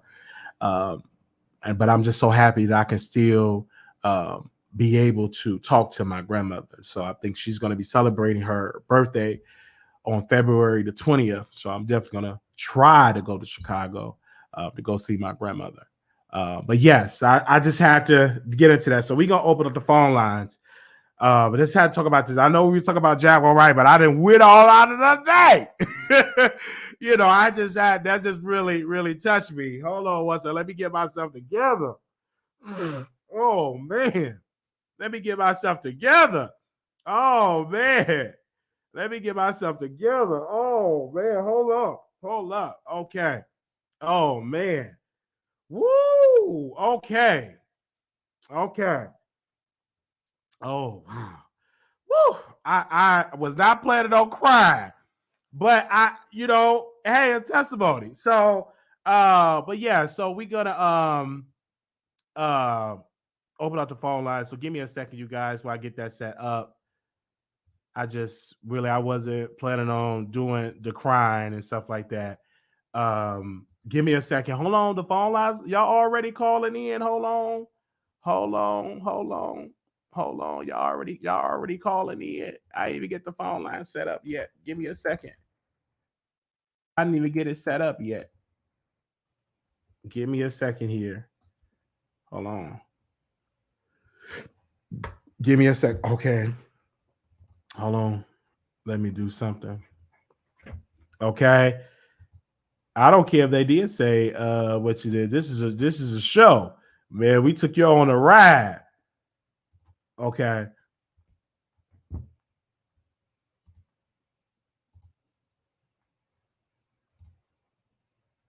All right. So let's see. Okay, 640. Okay. All right. So if you call in anonymous, I'm not going to be able to bring your call. So give me a second here because somebody called in anonymous and I'm not going to bring it on. So I'm going to go to the caller that I have the number. So if you call in anonymous, do it. Okay, let me put the number on the screen here. We're going to open up the phone lines. 972-674 9462. And let me bring this caller. Oh, let me see this. Now answer your phone when I call you because we live. Your call has been forwarded. Oh, now that person called in and answered. So give me a second. Let's see if it's gonna work. Your call has been forwarded. Okay, so can somebody call in? Let's see. Okay. Back to the show. All right. Hey, welcome to the Wiley Show. Wiley, I just wanted to tell you that we love you and we understand. A lot of us have been there with what you went through with people in our families, whether we choose to admit it or not. But I know this much. We love you. Oh, okay. Yes. Thank you. And we're going to get into Larry Reid. I'm sorry. I was quiet. I forgot to talk about Larry Reid. So go ahead. Go ahead, ma'am. Go ahead, D-Y. I'm sorry. Go ahead. No, I just wanted to let you know that we love you. That's all. Thank you. But we do need to. We really do. We love you, Wiley. You got you got us in here crying now. Yeah, I'm sorry. It's okay. We love you. I love you, Wiley. Thank you. Okay, can y'all hear her? Okay, can y'all hear that? Okay, can y'all hear? All right. So we're gonna get into Larry Reid. My bad. All right. Okay. All right, let's get to Larry Reid. Okay. So let's talk about it. So we are here, Larry Reid and Tasha K. Wow, I was watching Tasha K live, and that woman is ready for smoke. Like, she is ready. I was watching. She said we got 3 parts to this interview. She said that I got a receipt to bag it up. And it's going to be on her TashaKLive.com. I know me and Tasha are not talking, but I'm still going to promote her site because I think this is needed. So she said it's going to be a 3-part. She said that this was a 15-year-old teenager, and she said that her and Larry got on the phone and that Larry did not give her the full truth, and that Larry was sending receipts to a member that support his show. Hold on one second.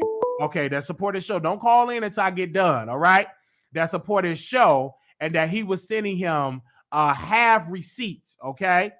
And that she says she got some details, some recordings to back up that Larry Reid from the Larry Reid Show, that he indeed did something to that 15-year-old boy, that victim, all right? So with this is going on, you guys, I just want people to remember that this young man is telling his story to Tasha. This is the first interview that Tasha K is doing with the victim. And this is the first interview that the victim is doing, a sit-down interview. All right? This is the first sit-down interview that this quote-unquote victim, or we're going to say accuser, that is doing. Okay? And so with this being said, that we are definitely going to talk about Levante Adams. We're going to talk about this. For me, on yesterday, we cut ties with Larry Reid. We cut ties with Larry Reid because I feel as though that Larry Reid did not address this on his Larry Reid Show. He did not address this on his Patreon, on his YouTube channel, on his Larry Reid Facebook page. And so we withdraw our funding. We withdraw our funding because we felt as though that Dr. Larry Reid has failed to address the rumors. And when we inquire about the rumors, they always want money. $11.26, $600. It's always about money, money, money, money, money. and I'm going to say to Larry publicly, this ain't no time to be talking about tithing and offering. This is the time that you do a press conference on your show, do a press conference on your Patreon, do a press conference on the Larry Reid YouTube channel, do a press conference on your Larry Reid Facebook page. Don't come to me talking about money, giving money, tithing. This ain't the time. And so hearing this and experiencing this, that this is going on, I said, wait a minute. I don't like this, because you went on other channels that's not asking you the hard questions. You went on other channels that are not asking you questions, hard questions. They're not asking you. They give you softball questions. Type in the chat softball questions. Type in the chat softball questions. So for me, I'm withdrawing my financials because I'm not going to wait until the interview. I'm withdrawing it now because I did not like how Larry Reid is handling this situation. So I removed myself from the Patreon. I blocked him, Larry Reid, on Instagram, because if he want to communicate with me on my show. All right? Don't try to reach out to me in IG. Removed him from that. Remove myself from the Patreon because he have failed to address these allegations on the Larry Reid Show. And so I reached out to Yolanda Adams. I reached out to Kurt Franklin. I reached out to BET because I want to know, what are y'all investigations with this? Do y'all hear that y'all hired a person that is an allegation that he mistreated and assaulted a 15-year-old teenager? What is your response? Yolanda Adams, you drag Kim Burrell, but are you going to have that same courage to question Larry Reid about that allegation? Because we're talking about a 15-year-old. I reached out to John B. Key. Reached out to some of my gospel buddies. I met Larry when I was doing radio. When I was doing radio on Blog Talk Radio, I had a radio show. So I would interview gospel artists. And Larry wasn't my only gospel artist I interviewed. So I know people in the industry.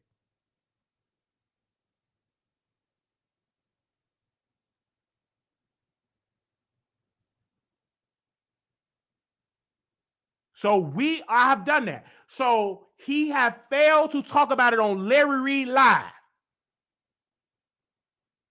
He have failed to talk about it on there. And still to this day, type in the chat, no lawsuit. I need somebody to type in the chat, no lawsuit. So people that re-see this, they can see this. No lawsuit has been filed. No lawsuit has been filed. Tasha K have not been sued yet. The accuser has not been sued. Levante Adams have not been sued. The complaint was like one page and that went and didn't even go through. No lawsuit has been filed. No lawsuit has been filed. Where the lawsuit? Brother Larry Reid Live went on the platform, said he gonna sue. Then he said, I don't give a F what y'all say. Check it on Pacer, being real ignorant. He don't say that in front of Yolanda Adams. He don't say that in front of John P. Key when he doing that show. And the person he's sitting with, he ain't at that conference. He ain't sitting beside Bishop Bernard Jordan. I reached out to Bishop Bernard Jordan. I said, you supposed to be a prophet. What is God telling you? Or is it all a money grab? I reached out to Bishop Bernard Jordan. You supposed to be a prophet? What is the Spirit telling you? Or do I have to give you $1,000 for you can tell me what God have to say? Do I have to give you $1,000 for you to have a prophecy? Because that's the game that y'all giving. Give $1,000, have a prophecy. For Larry Reid Live, in order, when you send a donation, a prophet is going to prophesy to you. But what if you don't have a donation? What if you broke? That means you can't get a prophecy? So if you if you donate, then the prophet will call you. But what if you don't have no money? What if you just broke and you need to hear a word from God? Can they call into the ministry and get assistance? No, they got to give money. It's all a money grab. I see right now, I need 3 people right now in my spirit. I see it. God want me to tell you something, sister. Come on up at the altar. Put your hands up. Wait a minute, sister. God telling me right now, I see 1,000. No. I see 2,000. Send a $2,000 and I can tell you a word from God. I need $2,000. $2,000, and then I can tell you what God is saying. Then you got to give 2,000 in order for them to give you a prophecy. Right now, I'm doing a prayer line right now. Right now. In this line, we need about 60 folks right now. If you want God to bless you, we need 60 folks right now to give $3,000. And then in this line, if we have 60 folks that can give $500. But what about the people that ain't got it? Can they get a word? Then they wake up in the morning. Now, we're supposed to do a prayer call on Larry Reid because I was in one of his prayer calls. And then people say, well, why did you join his Patreon? I joined his Patreon is because he was roasting and gagging preachers and posting tea. But that shifted once he got sued, right? And he had to pay some money, allegedly. And he shifted. So he do what is called prayer calls. So one particular day on last month, I went to the prayer call. And so I'm in the prayer call, I'm listening. Yes, right then and there. This is the month of decisions, which I agree was a month of decision. So I'm keep listening. Yeah, right then and there. No. Right now, we need stakeholders. We need about 16 people right now to send $600. 600 people to send. I'm seeing it right now. 600 people sending $1,600 right now. But I'm like, when we gonna get to the prayer? I need $77.77. Like, when are we gonna get to the prayer? A prayer call is this. I'm doing a prayer call. Father God, in the name of Jesus, I'm asking that you bless these people right now. This sister need help. She need a deliverance. Lord, bless her from the crown of her head to the sole of her feet. Lord, bless her in her finances. When she go to that job, that our boss don't get on her nerves. That when she go home, that she have peace because she got a husband that ain't saved. Lord, save him, Lord. Lord, deliver him, Lord, in the name of Jesus, right now. That's a prayer call. That's a prayer call because she might not have no money. A prayer call, you praying. Father God, right, bless right now with Pastor Wiley, Pastor Wiley, Preacher Wiley. I don't have no money. So right now, Father God, in the name of Jesus, you know what she's going through right now in the name of Jesus, that she don't have no finances. Lord, bless her right then and there. And a good preacher that got it supposed to go in their pocket and say, you know what, sister, I'm going to bless you right now. I'm going to bless you right now. So don't just pray for her. And if you already got the answer in your wallet, you are a false prophet if you pray for somebody and they in a financial bind and you financially can help them. I don't just need your prayer. I also need that money that fold. So get on out of here with that. These prophets, they got gold chains. These prophets living in mansions. These prophets got multiple places all over the United States. And the folks that ain't got no money, they're working 2 to 3 jobs. They living in homeless shelters. And prophets, some of these false prophets, they prey on weak people that want a higher calling. So you get false prophets to prey on that. They will prey on that, prey on you trying to believe in a higher power. But I'm not going to tell you that. I'm going to say, before I give you any advice, you got to pay me first. That's the type of spirit and game that's being played right now. Bling, bling. Larry Reid, you got all that money wearing gold chains. Talking about tithing, give to God, gold chains, gold rings, ban somebody's houses and cars and laptops. What are you doing for the homeless that's broke? Ain't hardly doing nothing for the homeless.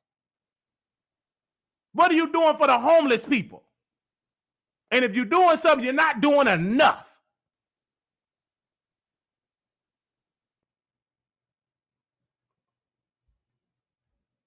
Every day in your spirit is about money.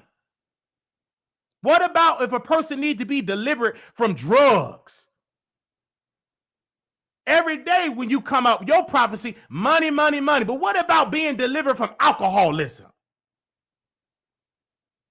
What about if I'm struggling right now with depression and anxiety? What do you have to say, prophet, about that?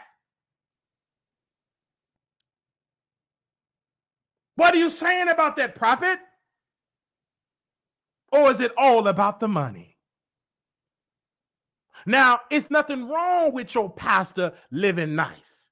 I'm not against that, because you're supposed to give to your leader. Nothing wrong with that. You're supposed to support your leader. It's in the Holy Scripture. But it's insulting that your leader is living good and you broke. It's insulting that the pastor is living good and you struggling. Everybody in the church struggling but the pastor. You supporting his lifestyle. You giving your tithes and offerings, giving your refund checks, and you wonder why you evicted out of your place. Because you're giving so much to the church instead of paying your bills. God wants you to take care of your house, because you can't take care of his house, and if your house is out of order. How can you take care of God's house and your house is in a disarray?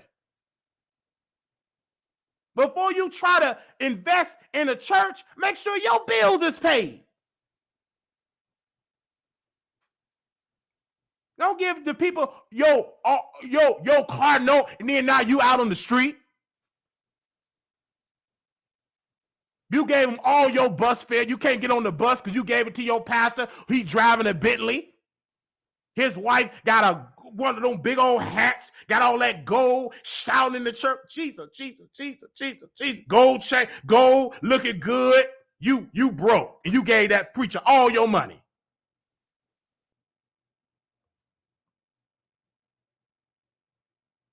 You can't even get a ham sandwich.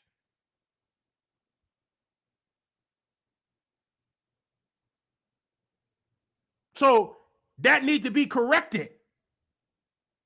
That is wrong what these people are doing. Preying on the poor.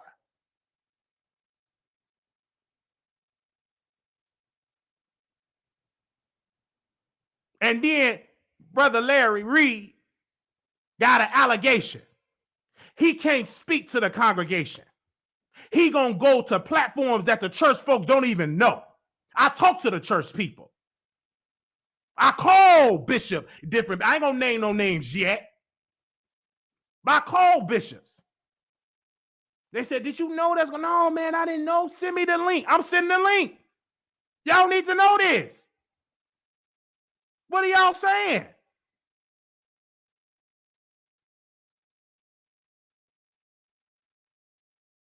Man, send me the what? I didn't know that. Oh no, I ain't gonna be able to touch that. I ain't gonna be able to touch that. I ain't gonna be able to speak on that. But y'all speak about telling people they on their way to hell for being homosexual.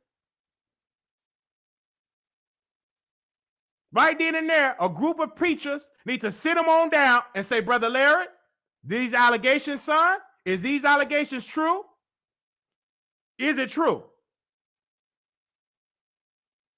Bishop Bernard Jordan, you need to sit him down and question him. That's supposed to be your spiritual son. You need to question your son. A father supposed to question their son.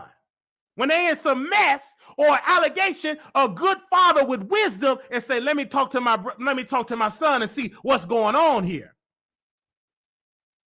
Son, is this true? And then once you talk to him, go talk to the accuser. And then you as a pastor say, well, I'm going to preach, I'm going to pray, and I got to call the cops. We need to get the authorities involved.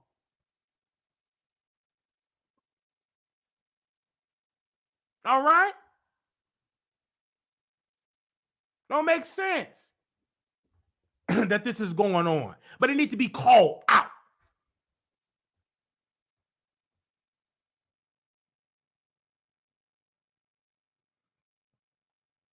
He rebuked everybody else, and that is what triggered Bishop Bernard Jordan. Now, Bishop Bernard Jordan, he got a little ways. You know, we can talk about Bishop Bernard Jordan, but you provoking him, trashing him, then your skeletons in your closet can be questioned.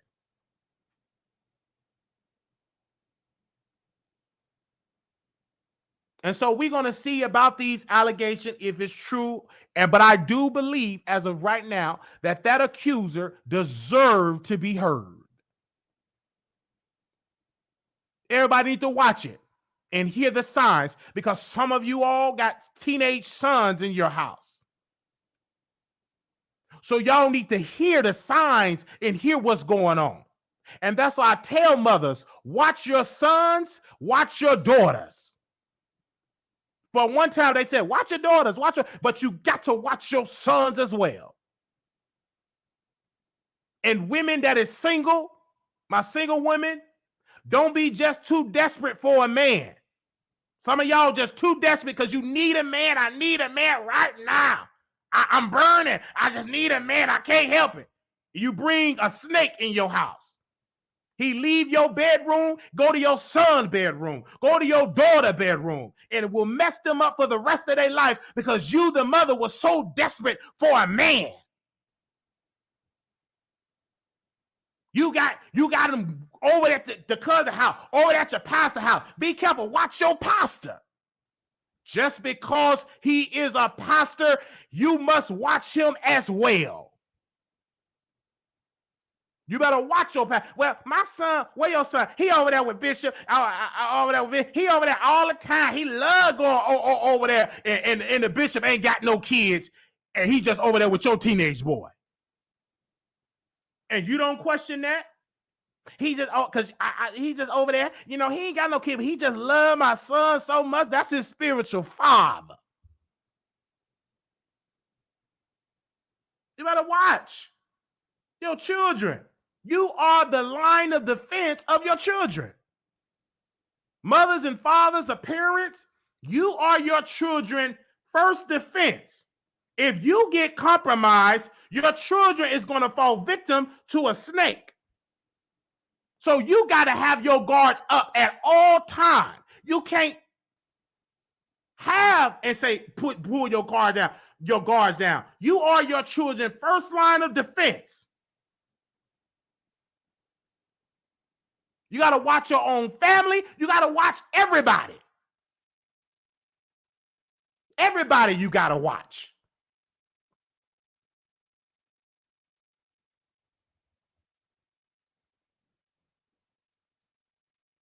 Thank you.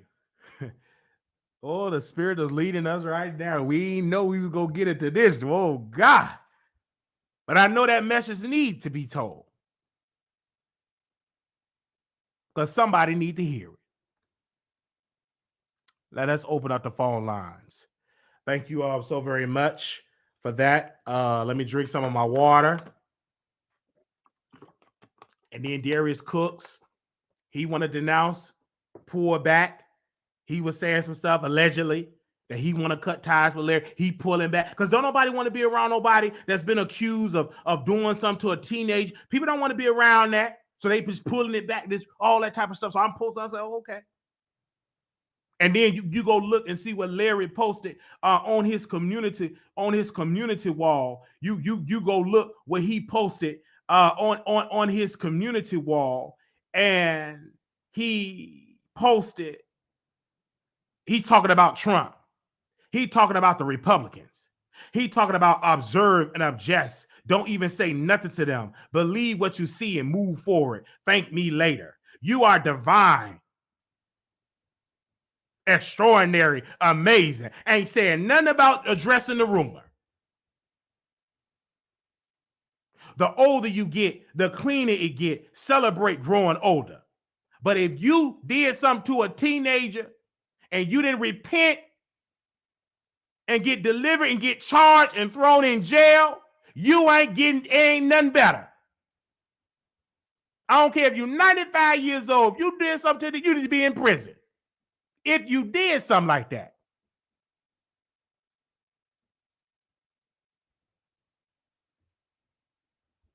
Nothing about the accuser. Nothing. Go around all on this social media. Nothing. Just deflecting. And people commenting in the chat. And I'm watching. Because just because I got you blocked don't mean I'm not watching. So he talking about Tyler. And people said, you're not going to address the elephant in the room? No, he ain't going to address it. He just want money. No, he ain't going to sue Tasha K. And open up them files and sue Tasha K. When you sue, you got to prove your case. You just can't say, you can say to black folks that don't know, I'm going to sue. You got to go sue. It's a process. It's a proceeding. Somebody type in the chat right now. Proceeding. I need somebody type in the chat right now. Proceed. It's a proceeding that you have to go through. You just can't say, oh, I'm a sue, and it just poof that you win. No, it don't work like that. It is a proceed. It's a process that you have to go through in the court system. Once he open, and I want him to, if he want to sue, I'm going to be right there in that courtroom. That case, I'm going to it. I didn't go to the Tory Lane because I ain't interested like that. But this particular case, I'm going to be right there. You're going to think I'm CNN. I think I'm going to wear a bow tie. Right, Paul? Paul, we going to wear a bow tie? I'm going to have a bow tie on. Right there with my notebook. Writing down notes, looking. He ain't going to want to have that. See, he sued another brother, but that brother didn't have no money. Tasha is different because she have lawyers and she have money to fight it. So a brother, a YouTuber, said, sue it and go all the way. Yeah, we waiting on that. And we going to see if you're going to do that.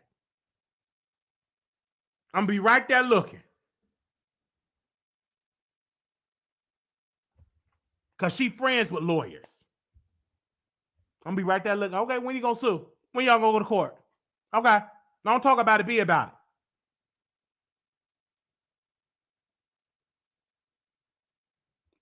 We wait. And you need to address it to your church, to your congregation.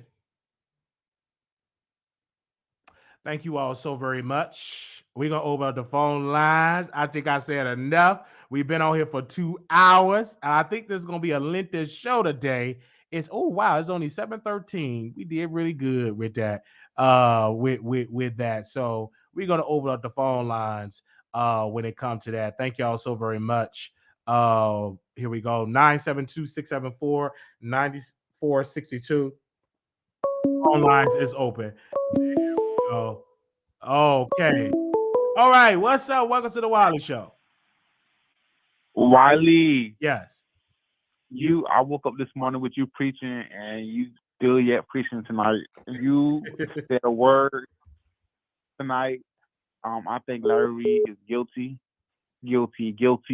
Where there is smoke, there is fire. It's just too many accusers at this point for it to not be true in some aspects. But I think it is totally true. You can just look at Larry and tell. But did you? He was on he was interviewing with Armand yesterday, I believe. And did you hear where he admitted to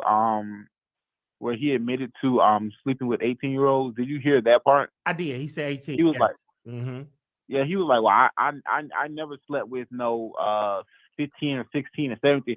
And then he doubled back and said, well, I have slept with 18 years old. And Armand was like, were they women or men? He was like, well, men. So I'm thinking to myself, see, I'm 28 and I don't date, like I date like 25 and older. I don't even look at anybody younger than me. I don't even look at like 23 years old.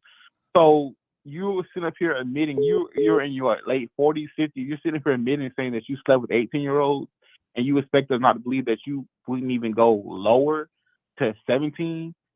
And if you go to 17, you'll definitely go to 16. So I'm not saying anything, but I definitely believe the accusations are true. Like I said, I'm in that lifestyle, and I can just tell when people are in that lifestyle. I can just look at you and tell you in that lifestyle. He's in that lifestyle. He's currently in that lifestyle. Bishop Bernard Jordan is definitely in that lifestyle, and so is his son. That's all allegedly. I'm just saying allegedly. I'm gonna say allegedly. And I want to add to this, whether they're in the lifestyle or not.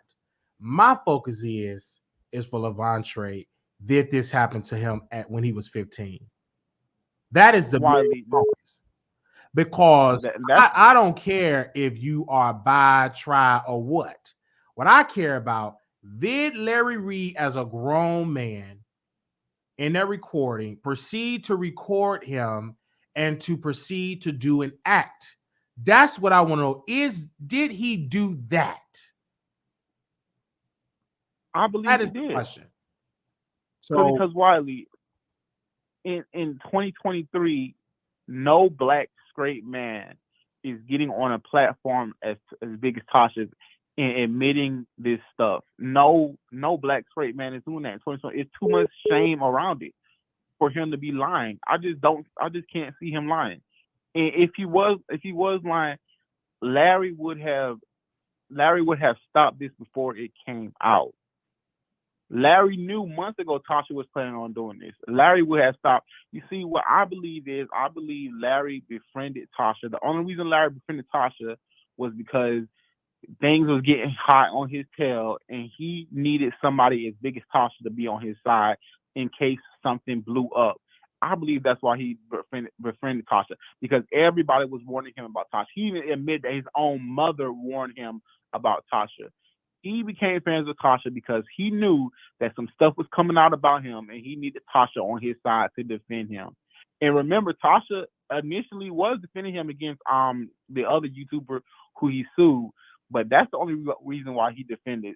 He needed Tasha on his side because everybody was warning him about Tasha. And I just find it so funny, and I always go back to this. I just find it so funny that on last year, New Year's Eve or whatever, everybody was down your throat, and look at them now.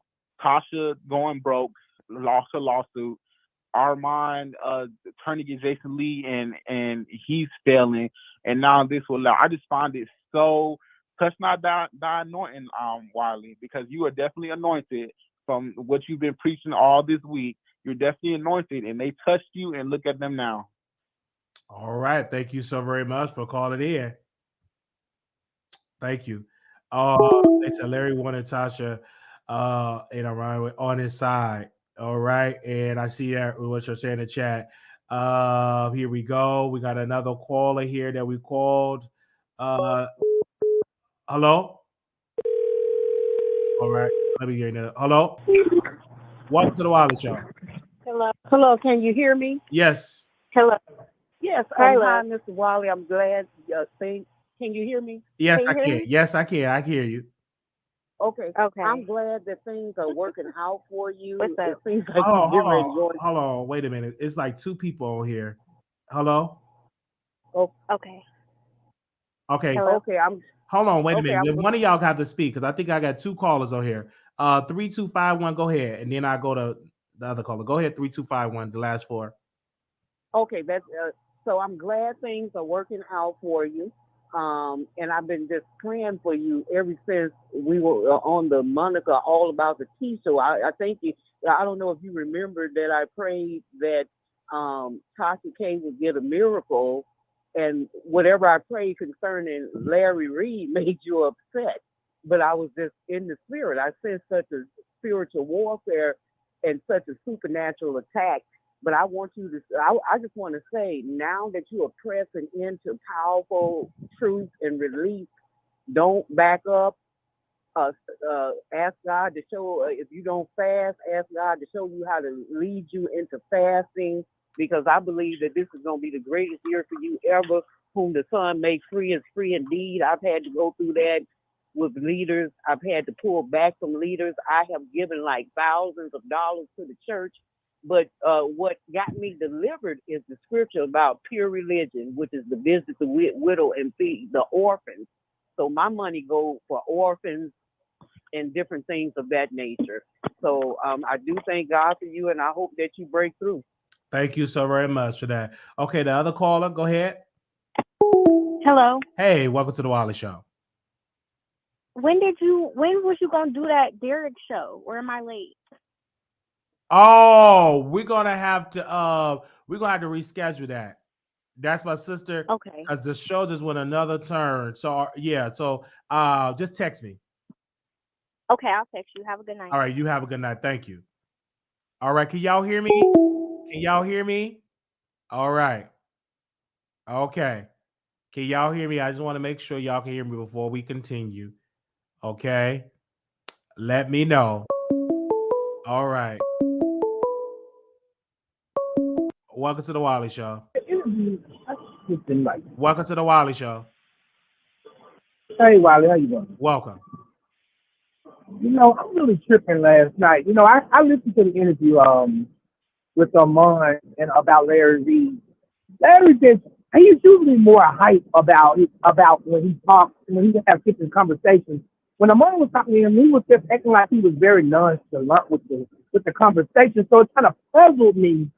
And when you were saying you was gonna give him a chance just to see whether it's true or not, but it's just kind of throwing me off. But I'm just gonna wait till tomorrow to look at the interview or whatever, and I'll be able to make a good assessment of what's going on in my mind anyway. But it's really strange. It's really strange because I was really like you said, I was really a heavy supporter of Larry Reid, and it's kind of throwing me back a lot because I really frequent his show a lot. I supported him. I sent a lot of my money into Larry Reid. And if this comes to be true, I want my money back. I'm just gonna tell you this simple as that. Right. Give me my money back because you're a millionaire. Okay. All right. Thank you, brother. Mine. Thank you. Because in the ministry, I don't know, that was giving me cricket. I don't know. No offense. Man, I don't know what type of phone he was calling. That must have been, I don't know. Yeah, he do need his money back, Larry Reid, so he can upgrade that phone. The words of Beyonce, let me upgrade you. See, y'all be giving all y'all money to Larry Reid and folks, and y'all got that equipment and get bad equipment, put that into a phone. Yeah, give that man back his money. Man, with that sound good, Google it, Moogle. What type of phone was that? Yeah, that type of stuff. What did you just say? Yeah, get that man back his money so he can upgrade that phone. Give it back. He can buy him a nice old iPhone Max. Because, man, what did he say? They need a new phone carrier. Type in the chat, new phone carrier. All right. Hey, welcome to the Wiley Show. Hello, Wiley. I see you were talking about Jaguar Wright, so I don't know you live, but I'm calling you with some breaking news. They said that she got arrested at the barbershop for fighting her husband with the carbon guy. So go ahead and look that up. I already talked about it, but go ahead. What's your thoughts? We talked about that. Well, yeah. I feel like this woman is insane, Wiley. Let me tell you something. She's around here talking about Jay-Z and Whitney Houston. And at the end of the day, these people, listen, Jaguar, they cannot serve you with a lawsuit because they don't know where you live. The people are saying you're homeless. How can Jay-Z serve her with a cease and desist if they cannot locate her? She needs help. Mental health is very important, especially in our community nowadays. That lady need to get help. And that carbon guy, honestly, Wiley, now this is just, I don't know. But I think that her husband got mad because I think that Jaguar Wright is probably sleeping with this man, allegedly. I don't know. But it just don't look right. You riding around with him and your husband is back at home with your child. And then, y'all getting into a fight. You saying you're going to give him $1 million. Like this lady needs help. And these YouTubers are exploiting her because at the end of the day, she's coming up on there talking nonsense. She's talking about Whitney Houston and Beyonce. These people don't know you. And they cannot serve you with a lawsuit because they cannot find out where you stay at. Jaguar Wright get some help. And I feel like when she get arrested and go to jail, they locate her they transfer her to a mental facility so she can get some help. Good day, Wiley. Good day. Good day. Sister Concern. All right. We got the phone lines that are definitely open up. 972-674-9462, 972-674-9762, 972-674-9462. We are live. Okay. We are live on the air. Give me a second. We are live on the air. If y'all are calling in, if y'all got something to say regarding that, if y'all got something to say, we are live. If you want to have something to say, but yes, that solar guy is homeless, and she brought in a spirit. He need help as well as her, and you see all of this stuff that is going on. Then talking about that ain't your nephew. You don't even know that man, and she really going through right then and there. I said, wow, look at that lady go through. Wow, look at that lady go through. Get up out of there. Wow. The Carbon Nation dude. Yes. So we will see about that. And he was arrested too. So he need to be arrested. At least he get 3 hots in a cot. He need to be arrested. At least he get 3 hots in a cot. As they say. Okay. No, she just for that. Thank you so very much. Okay. So, that Jaguar, she definitely need help. So hopefully she definitely get the help that she need. Thank y'all so very much for y'all support. This has been a great episode. Shout out to the producers. Shout out to the moderators. Shout out to anybody that want to give to our show, want to contribute to our broadcast. We are independent operation. Cash App $ Marquise Wiley 28 $ Marquise Wiley 28. If you want to contribute on Monday, we're gonna do a prayer call. We're gonna go over some topics for our members in our Patreon, and also we are gonna be live tomorrow. We're gonna be live tomorrow reviewing the interview. Now, Tasha did say in her live that she is going to put it on TashaKLive.com. And so we have already on the app, and we definitely are going to talk about it. And so we're going to do a prayer. We're going to do a prayer call on Monday. So if you need prayer, memberships are about $4.99. If you need prayer, if you want to talk, it's something we're going to do at $4.99. We're doing a members only this Monday night. This Monday night, we're doing a members only. Let me give you the time for our members. I believe we're doing it at 7 p.m. Central Standard Time, 7 p.m. Central Standard Time. And it's no work because it's MLK weekend. That'll be 7 p.m. Central Standard Time, 7 p.m. Central Standard Time as well. So we are on the app. And so we're going to be reviewing that interview on tomorrow. We're going to be coming live and talking about it. So we definitely are going to be doing that. So if you want to join the membership, join it. We have a Patreon. We also have a members, and the membership is, I believe, $4.99 is the membership. So if you want to join, thank everybody for super chats and all the cash apps, all the people that gave. Thank you, thank you, thank you, thank you, thank you. Y'all didn't see me preach. Y'all didn't see me cry.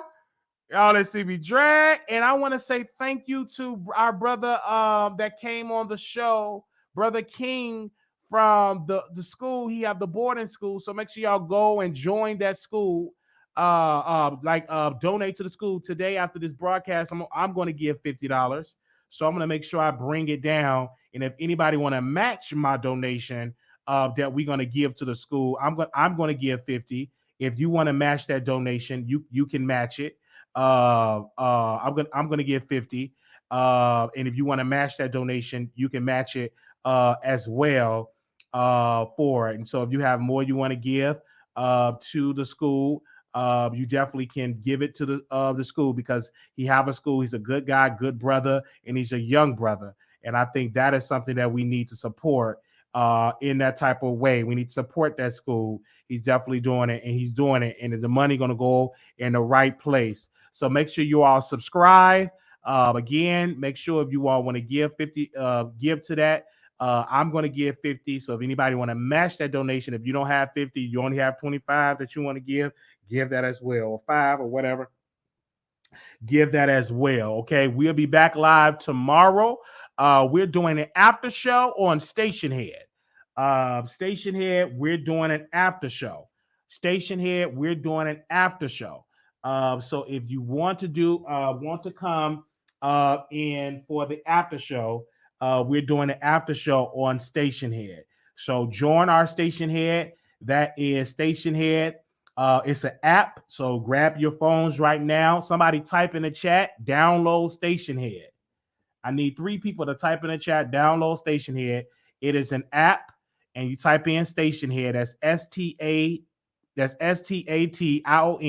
Head, HEAD. Download the app, and you will be able to listen to the show and type in the Wiley Show. Type in the Wiley Show when you go to Station Head. You will be able to listen to our broadcast. Now over there, we unfiltered.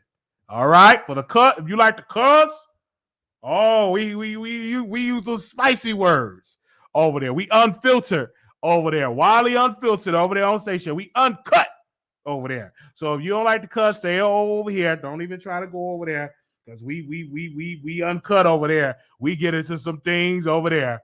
Okay. So over there on the Station Head, Wiley Show, WILEY SHOW on Station Head. You can go right there. Hold on, let me see, and I can take a screenshot because I got some producers that need a little help over there in the app. So I'm gonna take a screenshot so you can look at where we at. Okay, give me a second. I'm gonna take a screenshot so you'll know where we at, and I'll post it on the screen. Okay, yeah, it's Marquise over there, real ratchet. Thank y'all for the for the cash apps that are coming in. We put it back into the platform, whether we're traveling for the show, because even if we go to Chicago, we use it for we go live for Chicago. So I do want to thank those that been sending us cash apps as well. Thank you so very much. Again, we have been so busy today, and we are definitely doing that. We're still holding auditions for a 2-man and a lady. So we will definitely let y'all know when we have the cast.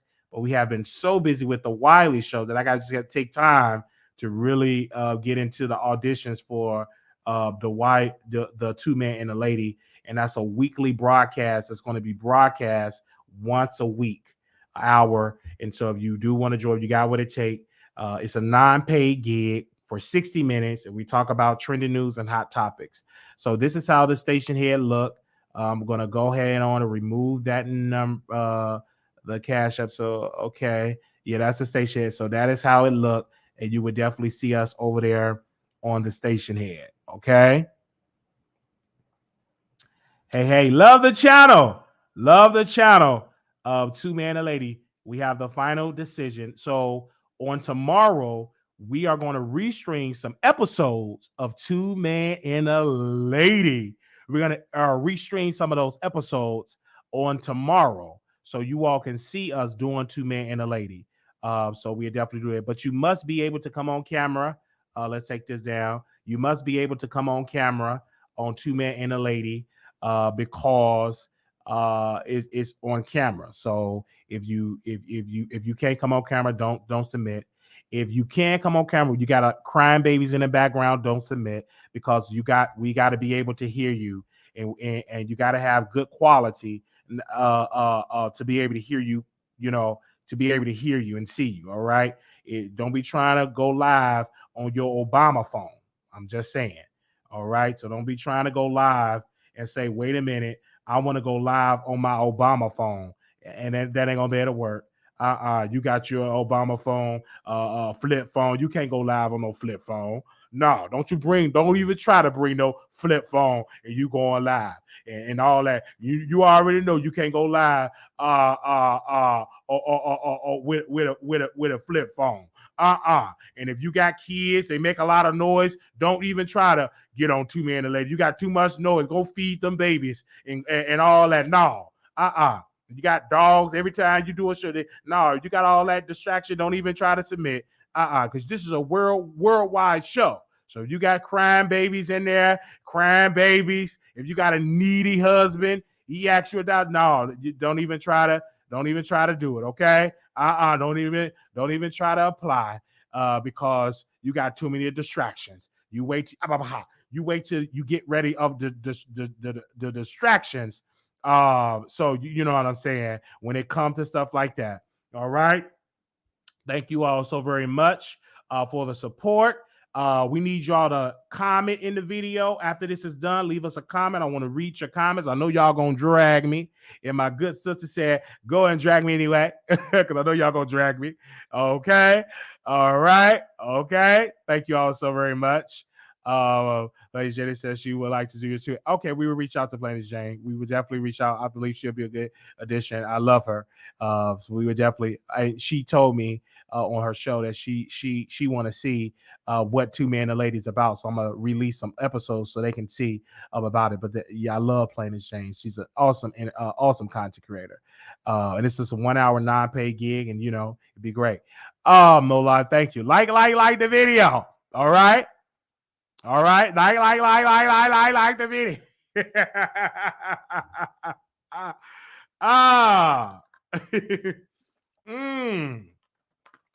So we're doing a prayer call on Monday for the members. All right, and so y'all can go over there to the station head, because y'all asking all these questions. Y'all asking me, bring that to the station head. All right, y'all asking a lot of questions. A lot of y'all ain't caught up. Candy Kane 718. You ain't caught up because you ain't on station head. If you was on station head, you would be caught up on station head. All right. Okay. Come on over to station head. Get on caught up. You better get on caught up on over there on station head. Okay. Some of y'all, you better get caught up where we at. We on Facebook. We on Instagram. We everywhere. Twitter. Follow us on Twitter at Wiley Show. Follow us social media. All the segments you like, tag us on Instagram. We did a preacher segment, so that should go viral. Tag us. If you don't know how to tag on Instagram, send me a DM and we'll teach you. All right? Thank you so very much.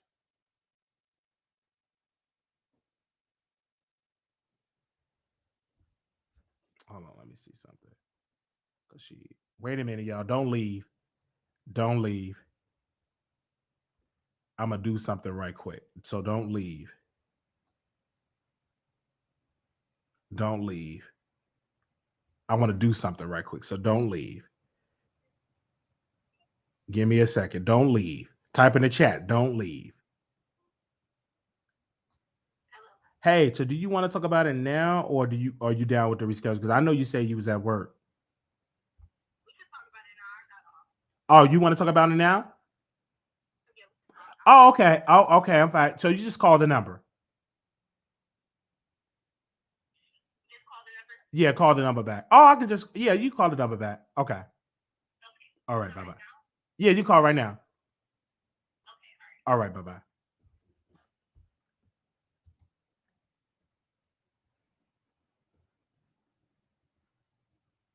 Okay. Hello, welcome to the Wiley Show, sister.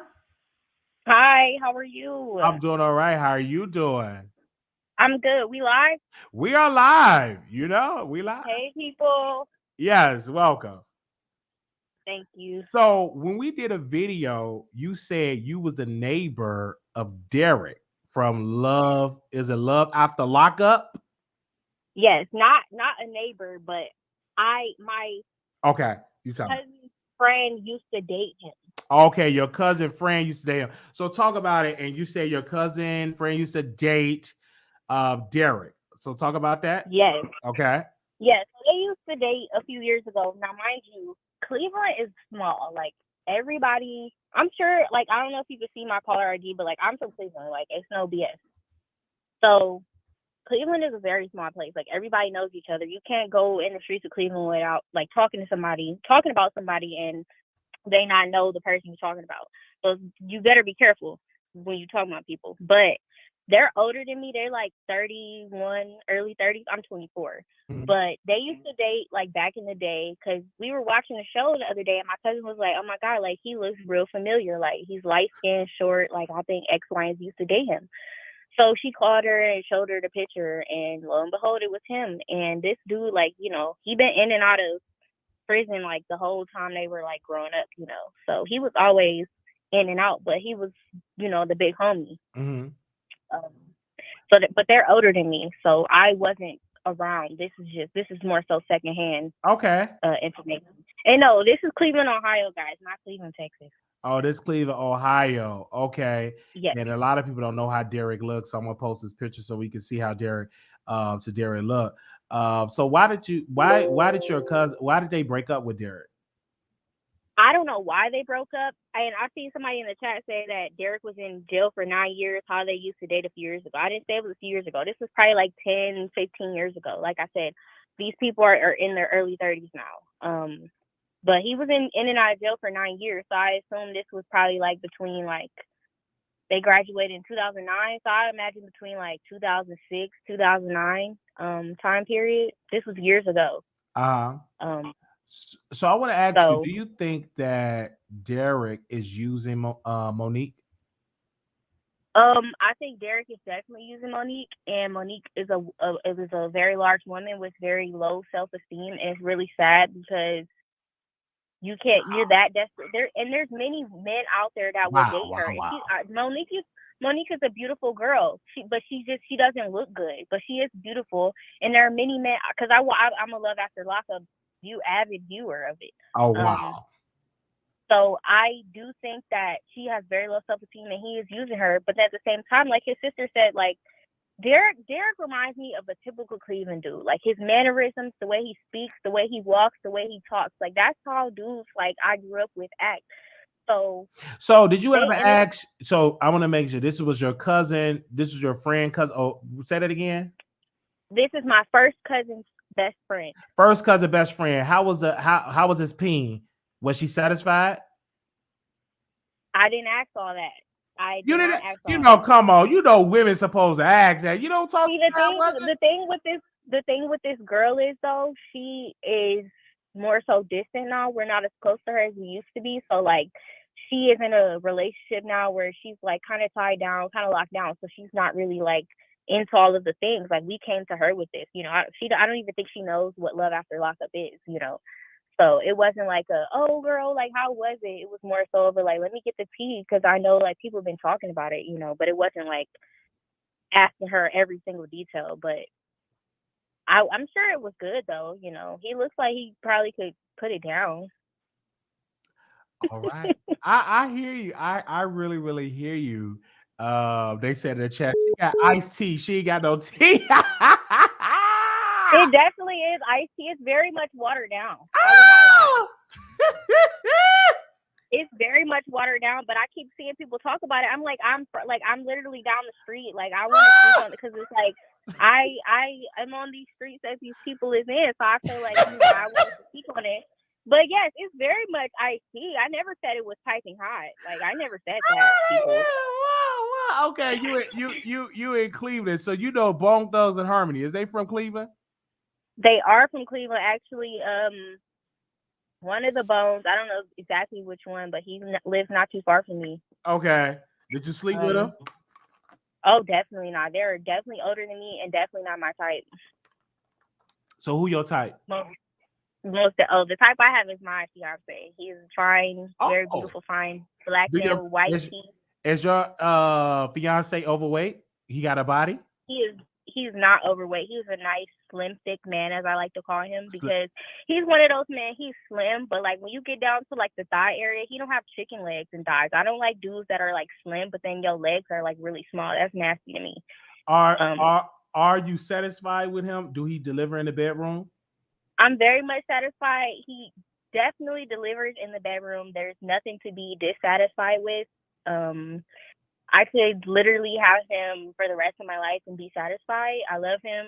He's a great man. He's in the Air Force. He has a job. So, anytime you see a man with a uniform, he got a job. So okay. So do you go down on him? Do you do that? Do you do fellatio? I do go down on him, but I'm not gonna lick the booty hole. Like I'm not. Oh no, yeah, I know. Okay. So you do the fellatio. Now when he come in the room, because he's a man, do you stand when he come in the room? I don't. I don't. I don't. Okay. All right. And my man is not a serial cheater. My man is a good man. So I want to ask you, how much do you weigh? I weigh about 175, but I'm a thick girl. Like I have booty, hips, boobies, like all of that. I'm not a Monique type girl. Okay. I look good. What's your height? What's your height? I'm 5'3". 5'3", 175. Okay. You a little thick. Okay, a sneaker. You're a sneaker bar. I want to ask you, when you look at yourself in the mirror without makeup, 10 being you just beautiful, 1 being oh gosh, where do you go? What do you rate yourself? I would give myself a solid 8. A solid 8 without makeup? Without makeup. So when you go on IG, do you get people comment on your IG? Do you get people in your DM? Yeah, I get people in my DMs. I get comments, Do you take pictures of your bikini? Do you post like thirst trap? You got a lot of Instagram models. Do you post them type of pictures? I personally don't. Sometimes I do, but I'm the type of girl I'm like one of those girls that I put my sweatpants on, throw my hair in a cute ponytail, look good. I have a cute face, so I don't have to do all the extra. But when I do step out, So do you post? So you don't post like thirst traps? Not typically, no. Okay. So y'all killing me. Comment. Okay. Do you when you're a man, do you have access to your man's social media? I don't have access to it. No, I don't really care. If the nigga cheating, then he cheating. It is what it is. I hear that. So do you flirt with people in your DMs if they reach out to you in a DM? No, I tend to stay away from that, Okay. All right. So that's it's good. I'm hearing you. I'm just really, really, really here. No, how do you comments got me dead? How do you your man? Do he travel while he's in the military? Like go overseas and all of that, or is he just in the States? No, he's stationary. I know where he's at right now. So he's always with you, like basically. come back home. Okay. That's what's up. I'm really happy that you did that and you came on the show. How long you been watching the Wiley Show? Probably maybe a few months, but like I'm just into like all of the YouTubers. Like I like all of y'all for real. Okay. Like I like YouTube low key more than TV. So Okay. it's just something to put in my ear, regardless of if I like the topic, like the person or not. Like I like commentary. So you talked about some tea, I'm gonna tune in. Yes, I'm so glad that you called in. So happy that you called and we were able to chop it up. Thank you so very much. And always support the Wiley Show. If you got some tea, you know where to reach me. You can text me anytime. No problem. And thank you for all of your commenters, because at the end of the day, if y'all saying I'm telling my business, this is all a cackle to me. I'm literally just sitting here passing time. I didn't give my social security number or tell anything personal, my address or anything. So y'all don't know who I am. Absolutely. Thank you so very much. Have a good night. Thank you so very much, sister, for coming on. You too. I mean, well, have a good night. Good night. Bye-bye. Bye.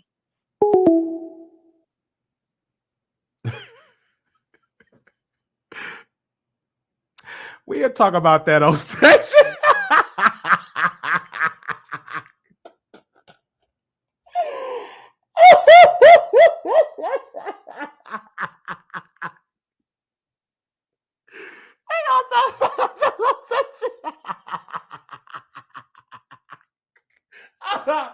Oh no.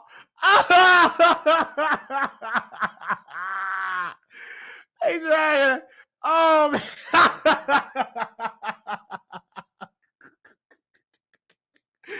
She was a nice woman. Man, okay.